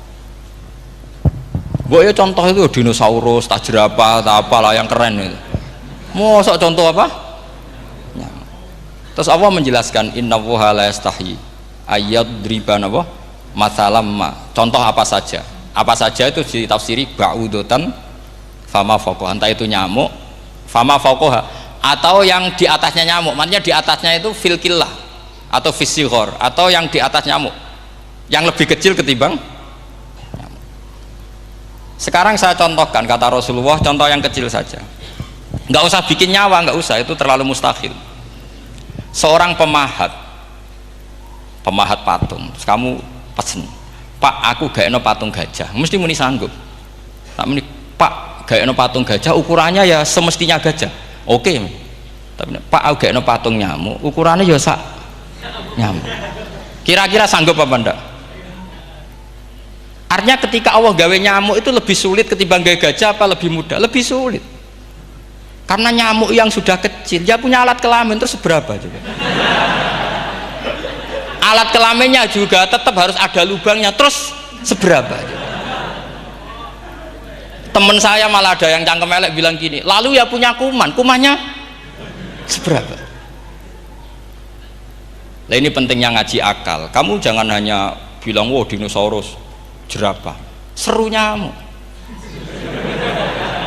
Nah karena orang sudah ada itibar dengan nyamuk, didatangkanlah nyamuk banyak. Sebenarnya nyamuk banyak itu mergo mangkel, gak diperhatikan itu. Makanya terus. Lah ini saya tahadus bin Emat, istri saya itu sering protes. Istri saya kalau manggil saya Gus karena orang Jawa Timur. Itu sama-sama jagongan itu, saya itu tidak pati sering digigit nyamuk, ya digigit tidak sesering sampean, itu jelas. Terus saya tanya, Gus punya doa apa, kenapa tidak pati begitu digigit nyamuk? Saya bilang, karena saya sudah tahu hikmahnya nyamuk, jadi harusnya dia sudah tidak nyerang saya, kata saya itu. Makanya ini ijazah, agak mandi salah sampean gitu. Karena tadi logika yang terbangun gitu, kalau Allah bikin gajah, melubangi belalai gajah itu masih masuk akal, bahkan saat kita bikin patung masih bisa. Tapi kata tadi, nyamuk itu sudah kecil, harus punya usus, harus punya alat kelamin, harus punya telur, telurnya juga detail lagi. Ini disebut inna woha la istahyi ayyadriba mathalam ma ba'udah. Sehingga ba'udah di mata ahli tafsir, di mata ulama ini contoh yang luar biasa. Tapi di mata orang-orang yang nggak seneng mikir, kok terima nyamuk itu. Makanya saya minta kangkang di sini bisa makan itu harus syukur. Makan itu luar biasa. Saya itu sering nyontohkan di Jogja ini. Saya punya teman sakit, kalau nggak ada obat dari Belanda itu mati. Kalau ini nggak dapat obat bagus dari Belanda atau dari Jerman itu meninggal. Berapa bulan lagi matinya? 3 bulan. Kalau nggak sampai dapat obat mati 3 bulan. Oh masih mandi obat yang di Jogja, apa itu makan atau minum? Kalau orang tidak minum tidak sampai 3 bulan sudah mati. Boy orang itu mikir seperti itu. Tapi kita ini kalau obat dari Jerman, dari Belanda itu hebat. Kalau enggak kita mati sebulan lagi, 3 bulan lagi. Allah bikin obat pada kita tiap hari, yaitu kita bisa makan, bisa minum. Itu kalau sekali nggak makan 5 hari bisa mati sama. Tapi kita karena ngakan itu hal yang biasa, nak duit iso utang terus dianggap biasa. Ini kalau ulama masalah besar. Punya otak seburuk itu masalah besar bagi ulama. Sehingga Allah tidak malu ketika ngendikan kulu wasrobu, tidak malu karena makan ini urgen, sangat penting. Dan Allah tidak malu meskipun Quran itu temanya kelas tinggi, biasa Allah mengatakan jong kowe kulu min thayyibati ma razaqnakum, kamu makanlah. Karena minum obat itu kebutuhan kita ketika sakit. Tapi kalau makan adalah kebutuhan kita sihatan wasukman, saat sakit maupun saat sehat. Nah, kalau Anda dengan kualitas ini, ketika Allah membicarakan makanan itu Anda akan respect sama Allah karena memang ini urgen betul. Tapi kalau Anda cara berpikir gini, hanya cari goro ibal ilmu yang aneh, yang seru, kamu baca ayat itu akan menjadi biasa-biasa saja. Dan itu masalah bagi mahabbah Anda pada Al-Quranul Karim. Ya saya kira demikian. Terus mangke saya pikir tidak etis ya, kan ini Jumat nanti sing biasa itikaf nanti terganggu. Nanti saya ada problem. Ya kalau ada tanya jawab ya saya mohon tadi ya, karena ini zaman akhir saya memang butuh sekali. Kenapa saya mau datang? Satu, hormat Kiai Hanan. Dua, saya memang ingin banyak mufassir lagi, jangan hanya lewat baca terjemah kemudian merasa menjadi ahli apa? Quran atau ahli tafsir. Itu musibah besar itu masalah besar itu. Ya pokoknya saya mohon lah ya setidaknya gitu. Misalnya orang kafir, kamu cari saja orang kafir, ternyata ada yang harbi, ada yang dhimmi, ada yang mu'ahad, ada yang mustakman. Lalu dalam tarikh ada kafir Yahudi, kafir Nasrani, kafir ahli kitab. Kalau di fikih ada kafir yang lahum kitabun, ada yang tidak lahum kitabun. Kalau yang lahum kitabun disebut ini kitabiah kholiso, yang tidak itu kan beda-beda di fikih, boleh nikahnya ndak, khilu dhabihatihim atau tidak, itu kan detail sekali. Makanya saya mohon ini latihan detail. Oke, sampean tetap ngaji, sering khatam itu bagus karena mengumpulkan semua ilmu. Tapi sampean harus menganalisis secara apa? Saya dulu ngaji Mbah Mun Muslim ya kilatan. Tapi saya ngapalkan sama Gus Subab. Gus Subab putrane Mbah Mun, dulu muridnya Said Muhammad. Saya itu tak pelajari lagi di rumah. Tak analisis lagi setelah besar sampai sekarang karena ya itu beda. Kita selalu Rabbi zidni apa? Ilma. Misalnya begini contoh ya, contoh. Kita mungkin tahu maknanya ayat tertentu itu begini. Misalnya begini. Faqula lahu qawlan layyinan la'allahu yatadzakkaru aw yakhsha. Musa dan Harun, jika kamu datang ke Fir'aun, maka kalau ngomong, kalau dakwah itu qaulal layyinan, dengan dakwah yang halus. Nggih, qaulal layyinan. Ini bagi yang ekstremis harus baca dialek ini. Ini kisah nyata yang diceritakan Habib Zain bin Semit ketika ngarang Al-Manhajus Sawi. Juga diulang-ulang di beberapa kitab. Suatu saat ada ustadz corong Jawa kemelinti datang ke Harun ar-Rasyid. Harun ar-Rasyid ini Banil Abbas, termasuk zuriyahnya Abdullah bin Abbas. Karena Harun ar-Rasyid sebagai khalifah tentu salahnya banyak, namanya pejabat pasti salahnya banyak, meskipun kebaikannya juga banyak, tapi salahnya juga banyak. Kalau kita kan tidak pejabat, salahnya tidak banyak, tapi prestasinya juga tidak banyak. Ya kan, misalnya ada tamu Raja Salman, katanya hormat tamu wajib, kamu kan tidak bisa hormat karena dia juga tidak mau dihormati kita kan. Nah terus si ustadz tadi datang begini, saya itu masih hafal teksnya, ya Amirul Mukminin, inni nasihun lak famusyaddidun alaika fala tajidanna ala nafsika fi nafsika aliyya syai'an. Saya ini mau nasihati Anda, tapi saya maaf sekali karena nasihat saya ini kasar sekali. Musyaddid itu kasar, keras. Fala tajidanna fi nafsika aliyya syai'an, saya mohon jangan dimasukkan hati lah, makanya terjemah bebasnya jangan masukkan hati. Katanya Harun Rasyid langsung marah, uskut ya jahil, kamu itu ustadz bodoh, kamu tidak boleh keras sama saya. Dia masih bantah, saya keras sama Anda karena Anda salahnya banyak. Terus apa kata Harun ar-Rasyid? Inna wa ta'ala qad arsala man huwa khairum minka ila man huwa syarrum minni wa ma'adzalika qala ta'ala faqula lahu qaulal layyinan. Allah mengutus orang yang jelas lebih baik ketimbang kamu, yaitu Musa dan Harun.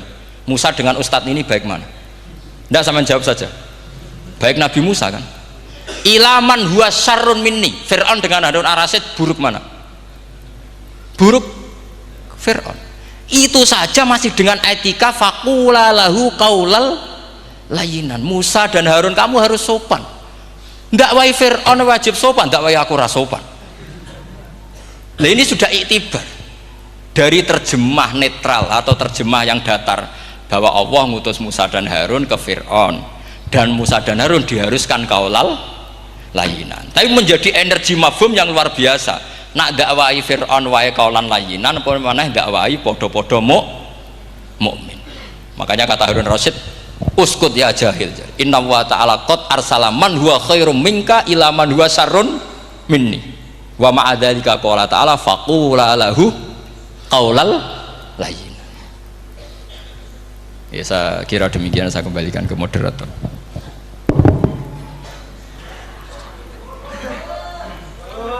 Ya, setengah jam Jumatan. Ini nanti Jumatan, setengah jam mawon ini pun mepet. Alhamdulillah, penyampaian materi dari beliau telah selesai, sangat menarik, gamblang dan sangat jelas sekali, sehingga mungkin tidak butuh untuk kesimpulan dari moderator. Jadi dialog ada waktu 30 menit. 30 menit kami buka 2 pertanyaan dulu, mungkin yang dari depan ada mic, monggo diparingi. Niki Bapak Majroh niki. Satu orang satu pertanyaan Pak nggih.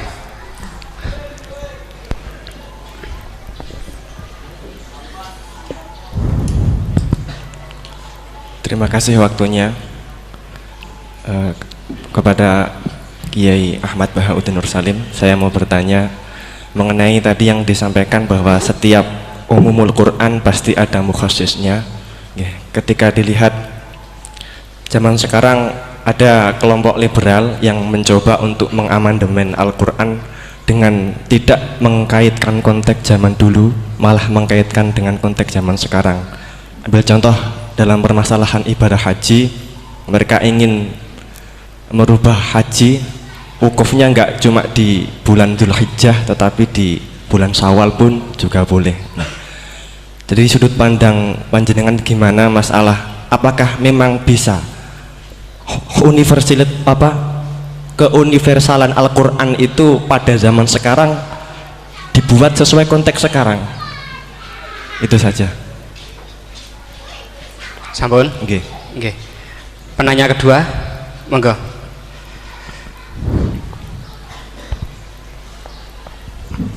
Assalamualaikum warahmatullahi wabarakatuh. Waalaikumsalam.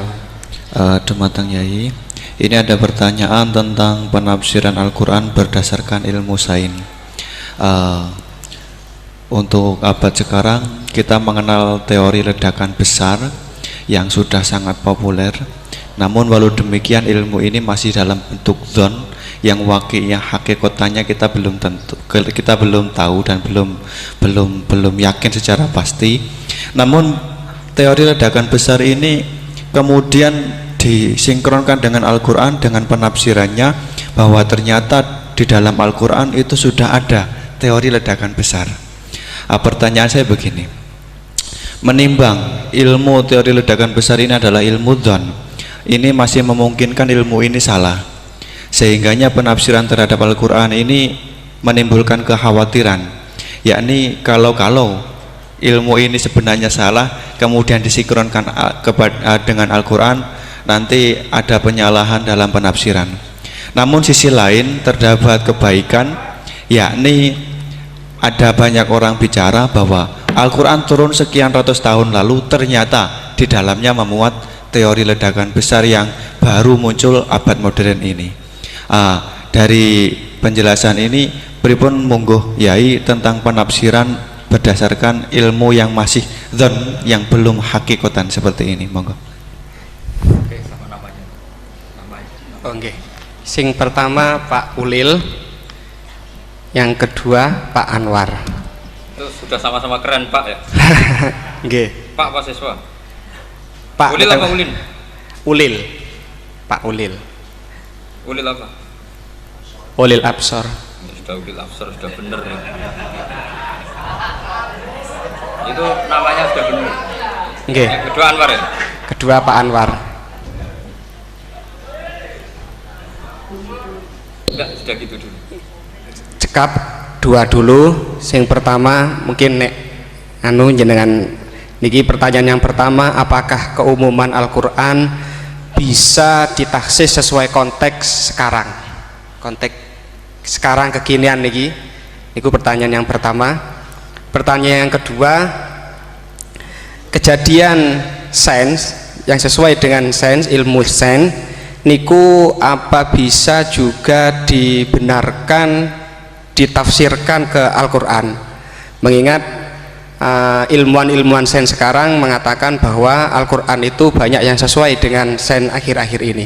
Nah, seperti ledakan besar niku kalau diarahkan ke Al-Quran, apa memang sains itu sebenar-benarnya persis dengan Al-Quran atau masih ada kemungkinan nggak sama? Hafal Quran belum? Buatan apa belum? Tapi hafal juz 30. Nggak betul. Enggak. Ya. Ini rileks saja ya. Memang saya ulang lagi. Memang syaratnya itu hafal Quran tadi. Enggak, karena begini, saya berkali-kali berdebat sama orang-orang liberal. Sekarang saya tanya, mereka kan senang sekali ya mengutip ayat la ikroha fiddin, bahwa dalam agama itu tidak perlu pemaksaan. Sebetulnya ayat itu jelas ada terusannya, qad tabayyana rusydu minal ghayy. Yang benar tentu begitu jelas, terpisah betul begitu jelas, yang benar ya benar, yang salah ya salah. Sehingga kita tidak perlu memaksa orang, misalnya 2 ditambah 2 itu 4, terus kamu paksa, kalau nggak mengatakan 4 tak penjara, itu tidak perlu. Kalau orang waras pas bilang 2 tambah 2 4, 1 tambah 1 2. Kebenaran la ilaha illallah itu seperti itu, kebenaran yang begitu nyata sehingga tidak butuh dipaksa. Jadi sebetulnya la ikraha fiddin itu konteksnya, karena kebenaran benar-benar sudah punya eksistensi yang nyata, untuk diakui itu tidak butuh pemaksaan. Orang seluruh Indonesia kan bilang 1 tambah 1 itu 2, nggak usah diintimidasi nanti ditangkap Pak Gatot gitu. Ya tidak perlu. Makanya terusannya ayat lah, repotnya sekarang santri-santri kalau pidato khitobiah di pondok-pondok ya diputus kayak orang liberal, la ikraha fiddin. Itu belum wakaf, masih qad tabayyana rusydu minal ghayy. Paham yang saya maksud ya? Sehingga kadang Nabi itu ngendikan secara ekstrim. Misalnya mangqala la ilaha illallah dakhalal jannah. Siapa yang meyakini la ilaha illallah nanti pasti masuk surga, entah kapan pasti masuk surga. Kalau belum ya antri masih, tapi pasti lah. Terus Nabi sempat ngendikan, itu hadis sahih, wa in zana wa in saraka, meskipun pernah punya masa lalu, zana itu fi'il madhi, pernah punya masa lalu, pernah zina, pernah maling. Itu sampai 3 kali sahabat protes. Tapi saya berkali-kali ngomong di ngaji di Jogja, di Bojonegoro, di rumah ngomong kebenaran yang absolut. kebenaran yang hakiki tidak bisa terganggu oleh perilaku sosial. Bukan masalah seakan-akan hadis ini membolehkan zina, itu tidak mungkin. Inna wa la ya'muru bil fahsya. Allah tidak akan nyuruh hal yang buruk. Tapi saya beri satu logika, satu analogi. Kalau rektor Al-Azhar kamu tanya 1 tambah 1 berapa Pak Rektor, pasti bilang 2. Kamu tanya Amrozi ya bilang 2. Kamu tanya Pak Ahok ya bilang 2. Kamu tanya Anies Baswedan ya bilang 2. Tanya Pak Nusron dia jawab 2. Sama, semuanya jawab 2. Karena kebenaran hakiki pasti absolut. Sekarang misalnya gini, ada ronte dari dulu Doli misalnya, kamu tanya Mbak 1 tambah 1 itu berapa, pasti bilang 2. Jangan kamu mentang-mentang imam masjid, saya tak jawab 3, saya kan imam masjid, masa sama dengan lonte? Tidak bisa, kebenaran absolut itu pasti sama. Mbok rektor Al-Azhar sama siapapun ya jawabnya sama. Paham yang saya maksud? Sebab itu kadang Nabi ngendikan wa'in itu la ilaha illallah itu kebenaran absolut, lebih absolut dibanding 1 ditambah 1 2. Sehingga kebenaran absolut la ilaha illallah itu nggak bisa terganggu oleh apapun. Paham ya maksud? Nah itu maksud qad tabayyana rusdu minal. Kita tanya rival politik, Pak Jokowi kamu tanya 1 tambah 1 ya 2, Pak Prabowo ya bilang 2. Bukan karena rival politik. Tadi Pak Jokowi jawab berapa? 2. Ya udahlah 4. Tidak ada seperti itu. Nah, itu disebut qad tabayyana rusdu. Nah kembali ke ide tadi, ide bahwa wukuf boleh di mana saja, terus boleh tidak syawal, itu udah ide. Sebenarnya sampean mikir saja itu sudah kriminal. Berarti sampean ngapalkan pikiran salah ya. Karena kalau kita diskusikan itu lucu sekali, karena ya itu sudah begini loh kaidah khilaf itu. Saya kasih tahu. Walaysa kullu khilafin jaa mu'tabara illa khilafal ladzi hadzum minan nadhari. Tidak semua khilaf itu dianggap satu khilaf, satu perbedaan pendapat kalau kualitasnya nggak sama-sama mutu. Kalau yang satu nggak mutu itu nggak dianggap khilaf, nggak level. Itu tadi misalnya Imam Ghazali ngendikan begini, qala al-Ghazali gini-gini, pasti saingannya ya qala Nawawi atau qala Al-Qurtubi atau qala siapalah. Jangan qala al-Ghazali terus kamu saingi menurut Ustadz dari Solo, dari Jogja, wah ya udah level, masa Imam Ghazali disaingi.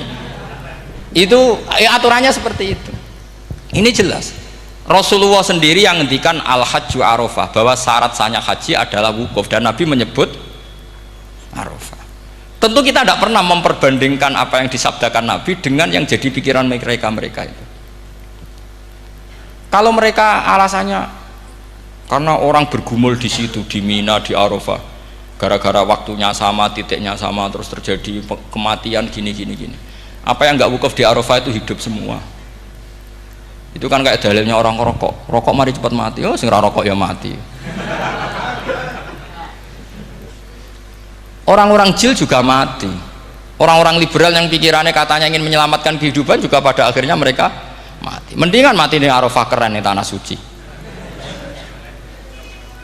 Bodoh usah begitu. Sebenarnya begini loh, mereka itu menjadi salah karena nggak mau ngaji fikih secara serius. Saya itu memang menyesal sekali ya, kenapa sih orang wukuf itu kok dungani suwira barbar, itu memang sakiliane.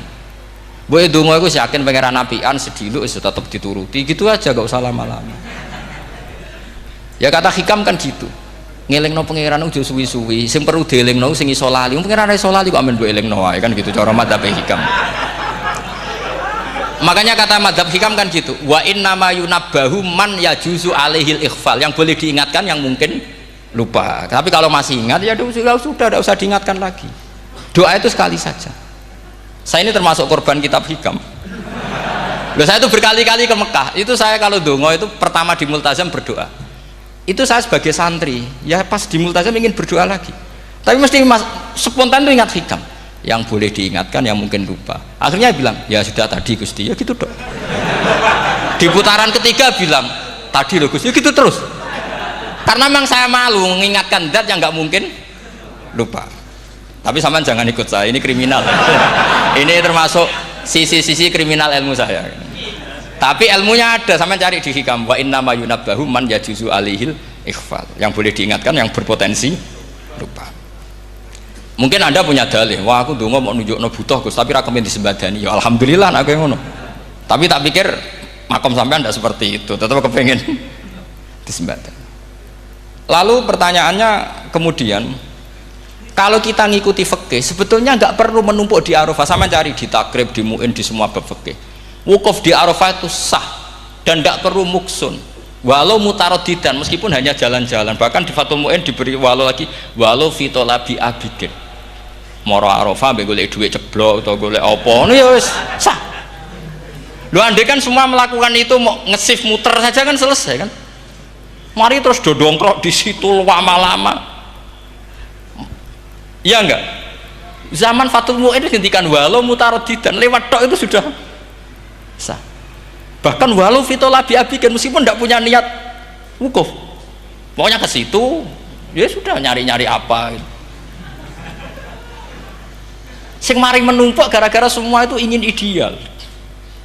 Wah mumpung di Arafah, ngentekno Tegal, ngentekno sawah, wah sudah. Makanya kalau haji itu sama orang yang ngedol Tegal mesti seru, wah itu nangis. Haji be orang alim atau orang KBIH gak iso nangis karena malah badi kan dia kan nggak pati iso nangis mesti itu. Nah ini kan, nah ini penting saya utarakan. Jadi andikan orang itu ya haji kayak orang-orang alim. Setahu saya orang-orang alim kalau haji ya biasa saja, sekadarnya. Karena ya dia tahu ini masalah karena nanti ganggu yang lain, sekadarnya. Karena kita ini berlebihan, akhirnya menumpuk di situ. Padahal fikih zaman dulu sudah mengatakan walau mutarodidan fitolabi abikin, jelas itu takbirnya. Masih ingat atau tidak takbir itu? Harus ingat kalau. Jadi ini kan problem kita lagi-lagi tidak hafal, kita tidak menguasai ngotok fikih.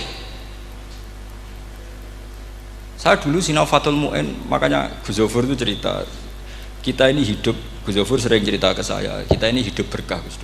Zaman saya jenengan itu rata-rata teman-teman Fathul Muin itu setengah hafal i'anah. Ya karena kompetitornya ya baik, peminatnya ya baik.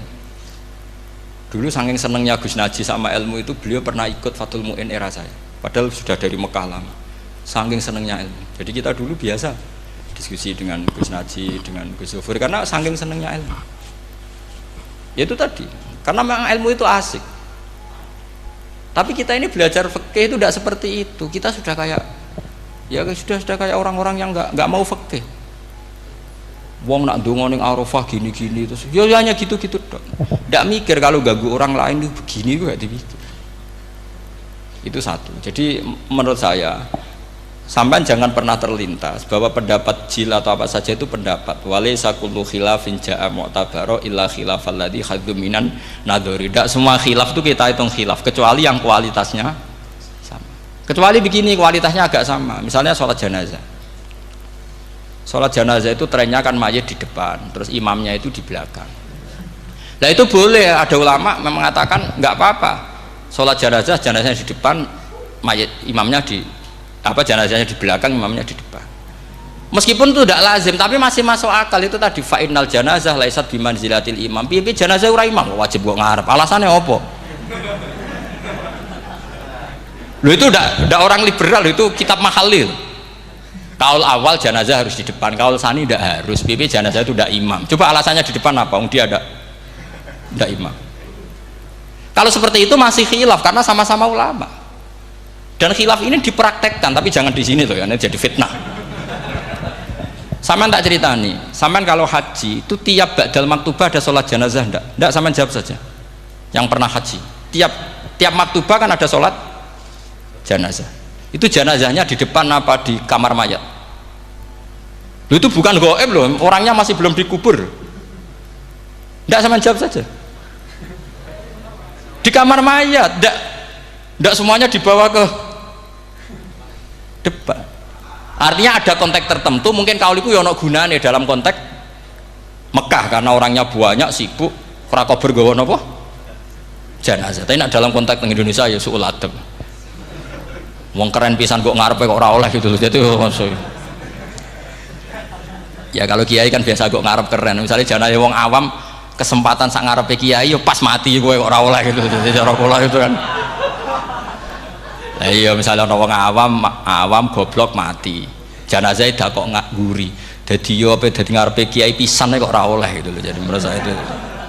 Tapi kalau kamu mengatakan ini fardu ain, kalau nggak di depan nggak salah, alasan Anda apa? Ini itu udah imam. Yang wajib di depan kita ini kalau imam. Lah seperti itu khilaf. Ini cerita khilaf. Mutu, alasannya sama-sama mutu. Qailnya yang punya pendapat ya sama-sama mutu karena diceritakan kita mahali. Dan dipraktekkan di Arab Saudi, yaitu banyak jenazah di kamar mayat, tetap sholat apa? Jenazah. Gaib. Itu pernah saya praktekkan, tapi sekali itu saja, mungkin tidak terulang. Pas kemarin Mbak Nafe Hajin, Mbak Nafe itu dekat jenazah itu tidak mungkin, banyak sekali gak sholat, bengi-bengi tante ini nganti jam loro, dan saya akrab sama beliau, sering guyon sama saya. Sebelum meninggal tuh berkali-kali, ya memang masih keluarga sama saya, jadi sering guyon, dulu sering guyon sama saya. Ya aku sebenarnya tenanan, ini sering ngandani saya, gitu. Saya nggak ngira kalau mau wafat. Akhirnya saya itu ke masjid sama anak saya namanya Hasan, acung nyolati Mbak Nafe. Pak kok nggak di depannya? Ya sudah ini darurat, karena nggak mungkin mendekat beliau. Jadi ya itu tadi buktinya sholat gaib. Sholat gaib juga misalnya orang Kediri boleh nggak nyolati orang yang mati di NTT yang lebih timur, boleh nggak? Boleh. Padahal mayatnya di belakang, karena memang nggak imam. Lah kalau seperti itu khilaf, ini cerita kalau seperti itu khilaf, meskipun agak-agak kontroversi tapi kualitasnya masih waras lah, masih bagus. Sama kalau nggak percaya cari di mahali di bab jenazah. Kalau mahalinya ada di Qalyubi, tapi jelas saya yakin itu ada. Saya tidak donan yakin jangan. Kalau nu mulang, ya mulang terus tidak punya masalah ingatan, jadi ingat betul kalau takbir itu ada gitu. Jadi saya ingat betul kalau takbir itu ada. Nah terus pertanyaan kedua dari Kang Anwar tadi itu memang problem ya, tapi itu bisa diatasi lewat seni menulis. Biasanya kalau seorang penulis, apalagi di Indonesia itu kan gampang sekali, kalau kata itu bisa bias atau majas kan bisa dikasih tanda kutip, dikasih tanda apa? Kutip. Itu memang nyata ya, saya pernah berdebat berkali-kali lah.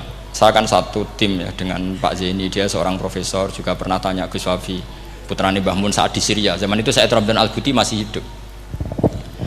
Saya itu punya komunitas dokter. Ini cerita nyata ya. Yang dia tanya gini, Pak Bahak, kita ini ahli embriologi dan tidak pernah ada ceritanya ada segumpal darah dalam proses embriologi. Yang ada itu sekian zigot yang berhasil nempel di dinding rahim itu nanti yang jadi janin.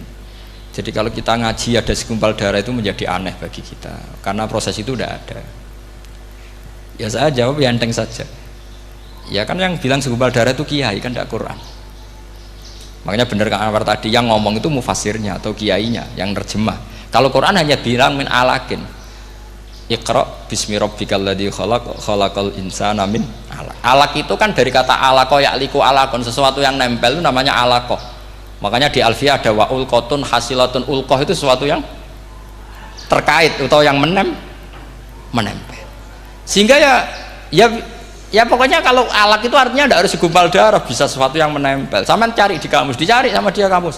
Alika ya'liku menempel. Oh, ya oke Pak, enggak masalah. Nah, lalu kalau kita memaksakan itu bukti ilmiahnya Quran ya resiko juga. Nanti ada penelitian yang berbeda. Makanya kita bisa memanfaatkan tanda kutip kalau lafadz itu majas atau kata itu majas, kalimat itu majas. Atau kita menganalisis secara balaghah min jinsi dzalikat dam. Misalnya begini, saya kalau sedang benci Anda, saya akan bilang kamu itu membawa WC. Wong tak melete gawa WC ngalor ngidul, karena di perut kita memang ada kotoran. Berarti kita ini WC yang melaku ngalor ngidul. Oke, itu saat kita benci manusia. Coba sampean lihat di kitab tasawuf. Faqih fatatakabbar wa anta kanafun minal aknam, itu kan disebut kamu kok sombong kowe iku WC melaku. Tapi nanti kalau kamu ngaji di alam rohani, kamu disebut laqad khalaqnal insana fi ahsani taqwim. Artinya bisa saja alakin ini benar-benar maknanya segumpal darah. Tapi dalam konteks manusia, jenis kamu adalah jenis segumpal darah. Bukan dalam proses embriologi mengalami segumpal darah. Kita masih bisa berkelit, asal kamu ilmunya banyak, hafalaman banyak, tetap bisa berkelit. Problemnya kadang kita tidak punya ilmu. Loh ya ini kisah nyata ya. Jadi kemarin entah tanggal berapa saya lupa, itu kan Kemenak datang ke Yai, ke Mbah Mun, ke Gus Zofur. Di antara usul saya seperti itu, mbok terjemah Kemenak, kalau yang terkait sain itu dikasih bahasa yang bias, karena nanti kalau tidak bias, ini nanti ada penelitian kelihatan Quran dianggap loh ya, dianggap salah, sebenarnya salah yang terjemah, atau kita yakin sesuai ilmiah ternyata suatu saat ada penemuan yang berbeda. Kita bisa manfaatkan tadi seni menulis tadi, misalnya tanda kutip atau dipakai kata bias. Ya misalnya begini, contoh paling gampang tadi, misalnya kita bangga misalnya Quran terbukti benar ketika mengatakan wa ja'ala bainahuma barzakha wa hijra mahjura, antara air tawar dan air laut itu ada pemisah. Kita mungkin ya setuju nyari-nyari ayat tentang Big Bang, tentang apa ledakan yang dahsyat. Tapi apapun itu teori itu bisa iya bisa tidak. Nah itu kita bisa manfaatkan tanda kutip. Atau seni pakai lughat. Saya beri contoh seni lughat begini. Keyakinan santri yang di sini, yang di kewagian sini, makhluk itu yang terkenal kan 3, manusia, jin, terus setan. Sudah kan 3 itu. Keyakinan sampean manusia dengan jin sama apa enggak? Beda kan, katanya beda. Terus jin dengan setan itu beda apa sama? Enggak, sampean jawab. Beda, rata-rata santri fikih bilang beda, karena jin itu bisa mukallaf, bisa sholat, bisa enggak. Kalau setan pasti enggak sholat. Tapi pecinta orang sholat dia, kalau orang sholat datang, penggemar dia, mau ganggu gitu. Nah sekarang pertanyaannya gini, lalu ketika para ulama mengatakan jin dan malaikat itu beda, jin dengan setan beda, tapi di Quran itu ada loh ayat fasajadu illa iblis kana minal jinni fafasaqa an amri rabbi. Jelas ayatnya di surat Isra kalau nggak salah tuh, kana minal jin, kana ono sopo iblis iku minal jinni. Padahal tadi Anda yakin iblis dan jin itu tidak sekategori, tapi ayat itu kana minal jin. Caranya gimana? Gampang, sama cari di tafsir Baghawi atau tafsir Ibnu Katsir. Caranya adalah dianalisis secara lughat. Sesuatu yang nggak kelihatan atau yang gelap disebut jannah. Misalnya malam, kata Quran apa? Falamma janna alaihi lailu ra'a kaukaba. Karena malam itu gelap disebut jannah. Orang yang gila karena masturul akli disebut majnun. Karena madatul kalimah sama-sama jinnun. Madatul kalimah kan sama kan? Jim nun musyaddad berarti jim nun nun. Saya ulang lagi ya. Kalau malam disebut falamma janna alaihi lailu. Kalau orang masturul akli disebut majnun. Orang dalam kandungan disebut janin. Kullu dzalika yusamma bidzalik li'annahu mastur. Semua dinamakan itu karena mastur, tidak kelihatan. Nah, sekarang sampai tak tanya, iblis itu kelihatan apa enggak? Enggak. Berarti kalau kana ana sapa iblis minal jinni setengah barang sing ora ketok. Kecumanane minal jinni kelompok jin. Nanti kamu masalah dengan kiai Anda meyakini, "Lho jin kok iblis?" Beda. Jin itu iso ngaji. Ya gampang saja, kalau jin yang sakolen ya jin yang bisa Islam bisa kafir. Tapi kalau kata jin yang dalam ilah iblis, karena minal jinni minal masturin. Faham yang saya maksud? Tetap bisa ada solusinya. Makanya ngaji itu jangan hanya Ibnu Katsir. Ibnu Katsir itu beliau hanya menjawab lewat riwayat. Beliau jarang bermain di lafadz. Tapi kalau sampean ngaji kayak tafsir Baghawi, kayak tafsir apa itu, subhanallah, ya Baghawi terus Bedawi, itu nganalisnya sering pakai lafadz dan itu menjadi mudah. Misalnya lagi begini, sholat kita ini ya sholat yang muftatahatun bitakbir, muftatamatun bitaslim. Tapi kita secara lughat jelas as-sholat lughatan ad-du'a. Dan ada lafadz di Quran yang nggak mungkin kita maknani sholat itu dengan makna sholat yang mustalah alaihim tal fuqaha, yaitu di ayat khud min amwalihim shadaqatan tutahhiruhum wa tuzakkihim biha wa sholli alaihim inna sholataka sakanul lahum. Muhammad, kalau ada orang zakat ke kamu, sholli alaihim, kamu harus mensolati mereka. Wong cek urip kok di solati, pasti maknanya sholli ai utulahum, kamu mendoakan. Terus inna sholataka sakanul lahum ai du'auka sakanul lahum, doa kamu membuat mereka tenang. Faham saya kalau maksud? Lagi-lagi kita, kalau Anda janggal secara ilmiah, ya sama seperti misalnya katanya bumi menurut Quran itu diciptakan dalam masa 6 hari, padahal menurut teori Big Bang sekian juta tahun. Lu yaumin itu maknanya tidak harus 24 jam. Kullahinin bisa disebut kullah yaumin. Buktinya ayat yas'aluhu man fis samawati wal ard kulla yaumin huwa fi sya'an. Apa Allah memutus sesuatu nunggu 24 jam? Ekulakhinen wa kulla waqtin huwa fi sya'an. Makanya di terjemahan UII termasuk saya usul fi sitati ayam itu dalam 6 masa. Karena kalau orang bilang hari asumsinya itu 24 jam kali 6. Itu masih bisa, masih meskipun mungkin seperti itu, tapi ya mungkin tidak. Tapi kita masih bisa bermain kata gini, ku dinetralisir. Yaum maknanya khin. Napa maknanya napa? Khin. Kayak di apa? Yas'aluhu man fis samawati wal ardi kulla yaumin huwa fi sya'an. Kayak di ayat lagi, limanil mulkul yaum. Allah tanya itu ketika di akhirat apa di dunia? Tidak, sama jawab. Di akhirat. Ketika nanti di akhirat Allah tanya, liman iku kedue sopo al mulku te kerajaan al yauma. Limanil mulkul yaum lillahil wahidil. Fa inna fil akhirah laisa hunaka yaumun wala hunaka sa'a wala hunaka misalnya arbaun wa isyruna sa'. Di akhirat tidak ada 24 jam. Istilahnya Allah ya limanil mulkul yaum. Paham sih kalau maksud? Jadi lagi-lagi syaratnya hafal tadi. Nah, jadi artinya lafadz yaum dipakai di Quran berapa kali? Konteksnya apa saja? Ya saya kira demikian. Mungkin kita anggap cekap ya, karena tadi apa? Ini Jumatan terus tak pikir tanya itu ya saya yang tanya itu karena itu tadi. Ya nggak apa-apa kalau masih ada yang tanya, tapi saya pikir ya itu tadilah yang saya utarakan, saya kira cukup. Kalau ingin alim memang syaratnya harus hafal banyak, terus ya kalau ndak ya itu tadi harus orang sudah ndak ada semua, terus tinggal kita yang hidup itu pasti kita alim sendiri itu. Ya pilihannya hanya itu. Tapi kalau ingin kompetisi masih gampang lah. Di Kediri banyak orang alim, di Rembang banyak, kan bisa. Cara Imam Bukhari al-luqi wal mu'asyarah, bisa sering ketemu lewat ngaji kilatan atau ngaji. Karena kiai banyak. Ada yang kiai fanatik khatam, kilatan. Di sarang ya banyak, kados Gus Said itu ngaji butuh khatam. Khatam itu barokah. Kan pernah mendengar sekian. Ada kiai yang senengannya yang penting faham. Ada kiai yang kebetulan nasibnya baik, ya faham ya khatam. Itu ada santri macam-macam, sementing khatam, ono sing penting faham, ono sing penting ya penting untuk barokah.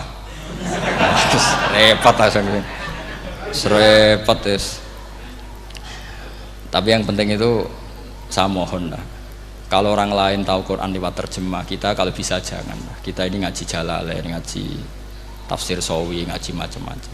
Saya itu kalau sinau tafsir itu tak ulang-ulang, saya itu sampai lupa khatam Jalalain berapa kali itu sampai lupa. Karena itu tadi, setiap saya baca pasti nanti analisisnya beda. Tadi misalnya u'budu robbakum, kalau dalam konteks orang kafir jelas wahidu robbakum, karena mereka masih melakukan isyrak.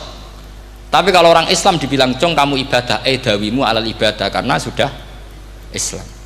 Itu Imam Suyuti tidak konsisten. Nggak konsistennya karena beliau orang alim. Ya Yuhannas kadang ditafsiri ahla Makkah, memang saat itu konteksnya Makkah.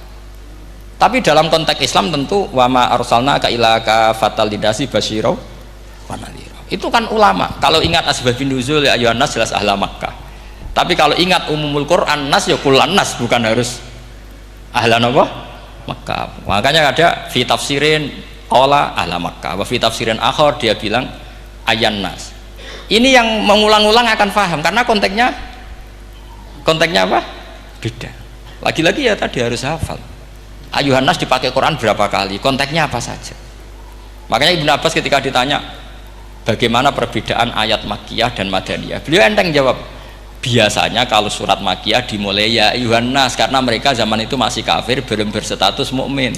Kalau di Madinah rata-rata khitab sudah ya ayyuhalladzina amanu, karena di Madinah mayoritas sudah mukmin. Tetap memanfaatkan proses dialek dan itu mudah. Memang kalau kita neliti terus mudah. Maknanya mudah itu tidak sulit. Ya memang Nabi begitu. Loh, sampean kalau hafal hadis nanti akan ngomong seperti saya. Loh, itu otomatis. Misalnya begini, Nabi itu ditanya, ya Rasulullah, dulani ala amalin gini-gini, terus terakhir dia yudkhilunil jannah, yang bisa masukkan saya ke surga. Nabi jawabnya itu, inna dzalika yasir, itu gampang. Tapi terusannya yang nggak nguati, alaman yassarahu wah.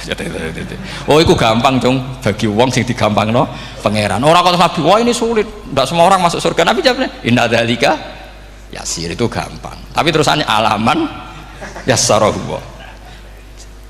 Iya mengen Quran adatnya ya gitu. Inna dzalika 'ala Allahi yasir. Yaitu gampang. Bukan berarti kita nyepelekno, ndak, memang ya itu tadi.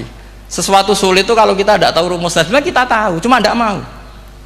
Sampean tahu kalau rumusnya ingin alim tafsir harus hafal Quran, hafal hadis, pernah ngaji etkon, ngaji ini, tahu, tapi kan nggak mau. Akhirnya mau takut tok, carane ngalim piye Gus? Asline ngerti, nak carane iku ngerti. Geleme sing raga. Nah, itu kan gitu. Ini kebetulan kenyek kan ngomong fakta biasa mawon, mboten kenyek. Ya seperti kamu mau ke Jakarta kan jauh, tapi tetap gampang caranya beli tiket gini-gini ya kan gampang. Ya kalau ingin alim tafsir, 1 hafal Quran, 2 minimal setengah hafal Jalalain. Nanti kalau Jalalain janggal, kamu ngaji Sawi, karena banyak juga Jalalain yang diprotes sama Imam Sawi, dikritik. Itu kan wajar ya, sarah itu hanya membenarkan yang di matan ada masalah. Takrib kurang barokah, ya ada beberapa yang dibenarkan sarah. Kayak takrib ngendikan mabit bimina sunat apa wajib, kalau di kitab Fathul Qorib sunat, di sarah dibenarkan, kalau yang benar itu wajib. Takrib bilang sholat jamaah itu sunat muakkadah, di sarah dibenarkan itu fardu kifayah. Ya sama di Jalalain kadang ada masalah seperti itu. Imam Suyuti meyakini satu hal, sama sarah dibenarkan. Makanya ya Jalalain ya Sawi. Nanti setelah itu khatam semua, belajar tafsir Baghawi. Nanti kan alim sendiri. Apalagi di desa kamu tidak ada orang alim, wah hebat. Kak, kamu jangan hidup di sarang, di Lirboyo, di daerah-daerah, jangan hidup di Kuwagen, nyari daerah yang aman.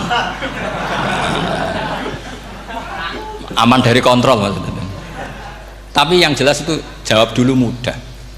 Kalau kamu menjawab sulit, kualat neraka sama. Iya bagaimanapun Quran disifati Allah walaqad yassarnal Qur'ana lidzikri fahal mim mudzakir. Makanya saya tadi ngomong, kalau Anda hafal seperti saya, pasti cara ngomong kayak saya. Kita mau ngomong Quran sulit tidak mungkin. Kita ini ingat kalau Allah mensifati Quran walaqad yassarnal Qur'ana. Fakaifa wasafahu wa bil yusri wa anta taqulu bil usri. Bagaimana Allah mengatakan yusrun kemudian Anda mengatakan usr. Neraka sama Anda bantah pangeran. Atau gini, kalau terpaksa muni sulit Gus, tapi sementara ini pokoknya tambahi gitu. Lah nanti ya masih sulit, tapi ya bisa saja tidak sulit. Karena tadi bukti kalau Quran mudah, orang kafir ketika dibacakan yang nangis banyak. Raja Najasyi sebelum Islam dibacakan surat oleh Ja'far bin Abi Thalib nangis. Inna hadza wa manazala ala Musa lamin miskatin wahidah. Ini dengan Taurat pasti dari pintu yang sama, dari nur yang sama. Miskat itu nur. Faham nangis sampai wa idza sami'u. Sami'u itu belum Islam loh ketika itu. Wa idza sami'u ma unzila ilar rasuli tara a'yunahum tafidu minad dam'i mimma arafu minal haq lagi yaquluna rabbana amanna. Artinya fahimu khina kanu fil kufr. Mereka faham ketika masih kafir. Karena muyassar, Quran itu muyassar. Faqih fala tafham. Wa anta tata'allam kutuba kadza wa kadza wa takhtimu kutuba kadza kadza. Kok ijek kadza. Lalu antek kadane. Ini bukan kritik, ini pelurusan. Sampean jangan sensitif, kok cawe wedok yang kandhani sensitif mutung. Ini pelurusan. Jelas Quran disifati walaqad yassarnal Qur'ana lidzikri fahal mim mudzakir. Dan itu nyata, saya ulang lagi itu nyata. Sampai yang saya ceritakan di makalah ini ada orang Bedui, ada seorang khotib khutbah fawarabbis sama'i wal ardi innahu lahaqqum mithama annakum tantikun. Arabinya tanya sama Pak Khotib, itu kan artinya kan demi Tuhannya langit dan bumi. Si Arabi tanya Pak Khotib, yang bikin murka Allah itu siapa? Kok sampai Allah terpaksa sumpah? Karena si Arabi tahu orang sampai sumpah itu pasti karena tersinggung. Kalau nggak tersinggung ngapain Anda sumpah? Dalam kehidupan sehari-hari kalau kita sampai sumpah itu karena tersinggung. Kita ditagih orang bisa, sesuk tak sahur, ditagih lagi bilang kita tak sahur. Nah, serah percaya banget, wallahi sesuk tak sahur. Kalau orang sumpah itu karena tersinggung. Ternyata betul. Sampai cek di Quran. Kalau Allah memulai surat dengan sumpah, pasti terusannya Allah itu duka atau marah karena sumpah itu untuk yang tersinggung. Makanya di Balaghah diterangkan kalau kaidah normal, kondisi normal kamu harus bilang Zaidun qaimun. Kalau mukhatab ada indikasi tidak percaya, kamu bilang inna Zaidan qaimun. Kalau selalu kelihatan tidak percaya, kamu harus bilang wallahi inna Zaidan laqaimun. Ya enggak di ilmu balaghah. Lah iya itu kan Arabi saja paham, kamu yang ngaji Jawahirul Maknun tidak paham kan aneh. Makanya itu penting gitu. Nah, lagi-lagi walaqad yassarnal Qur'ana lidzikri fahal ya doa ini bagian ustadz yang pun khusyuk nih kan donga ning kersane niki. Ampun kula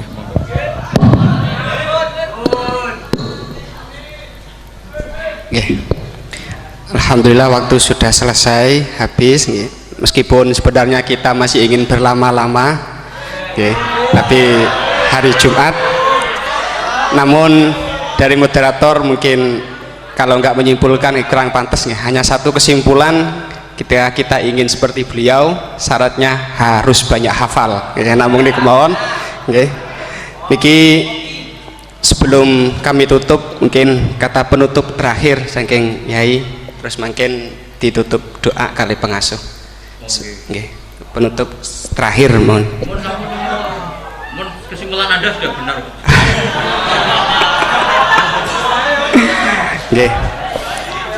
Dari kami moderator kurang lebihnya kami mohon maaf yang sebesar-besarnya. Akhiron wassalam.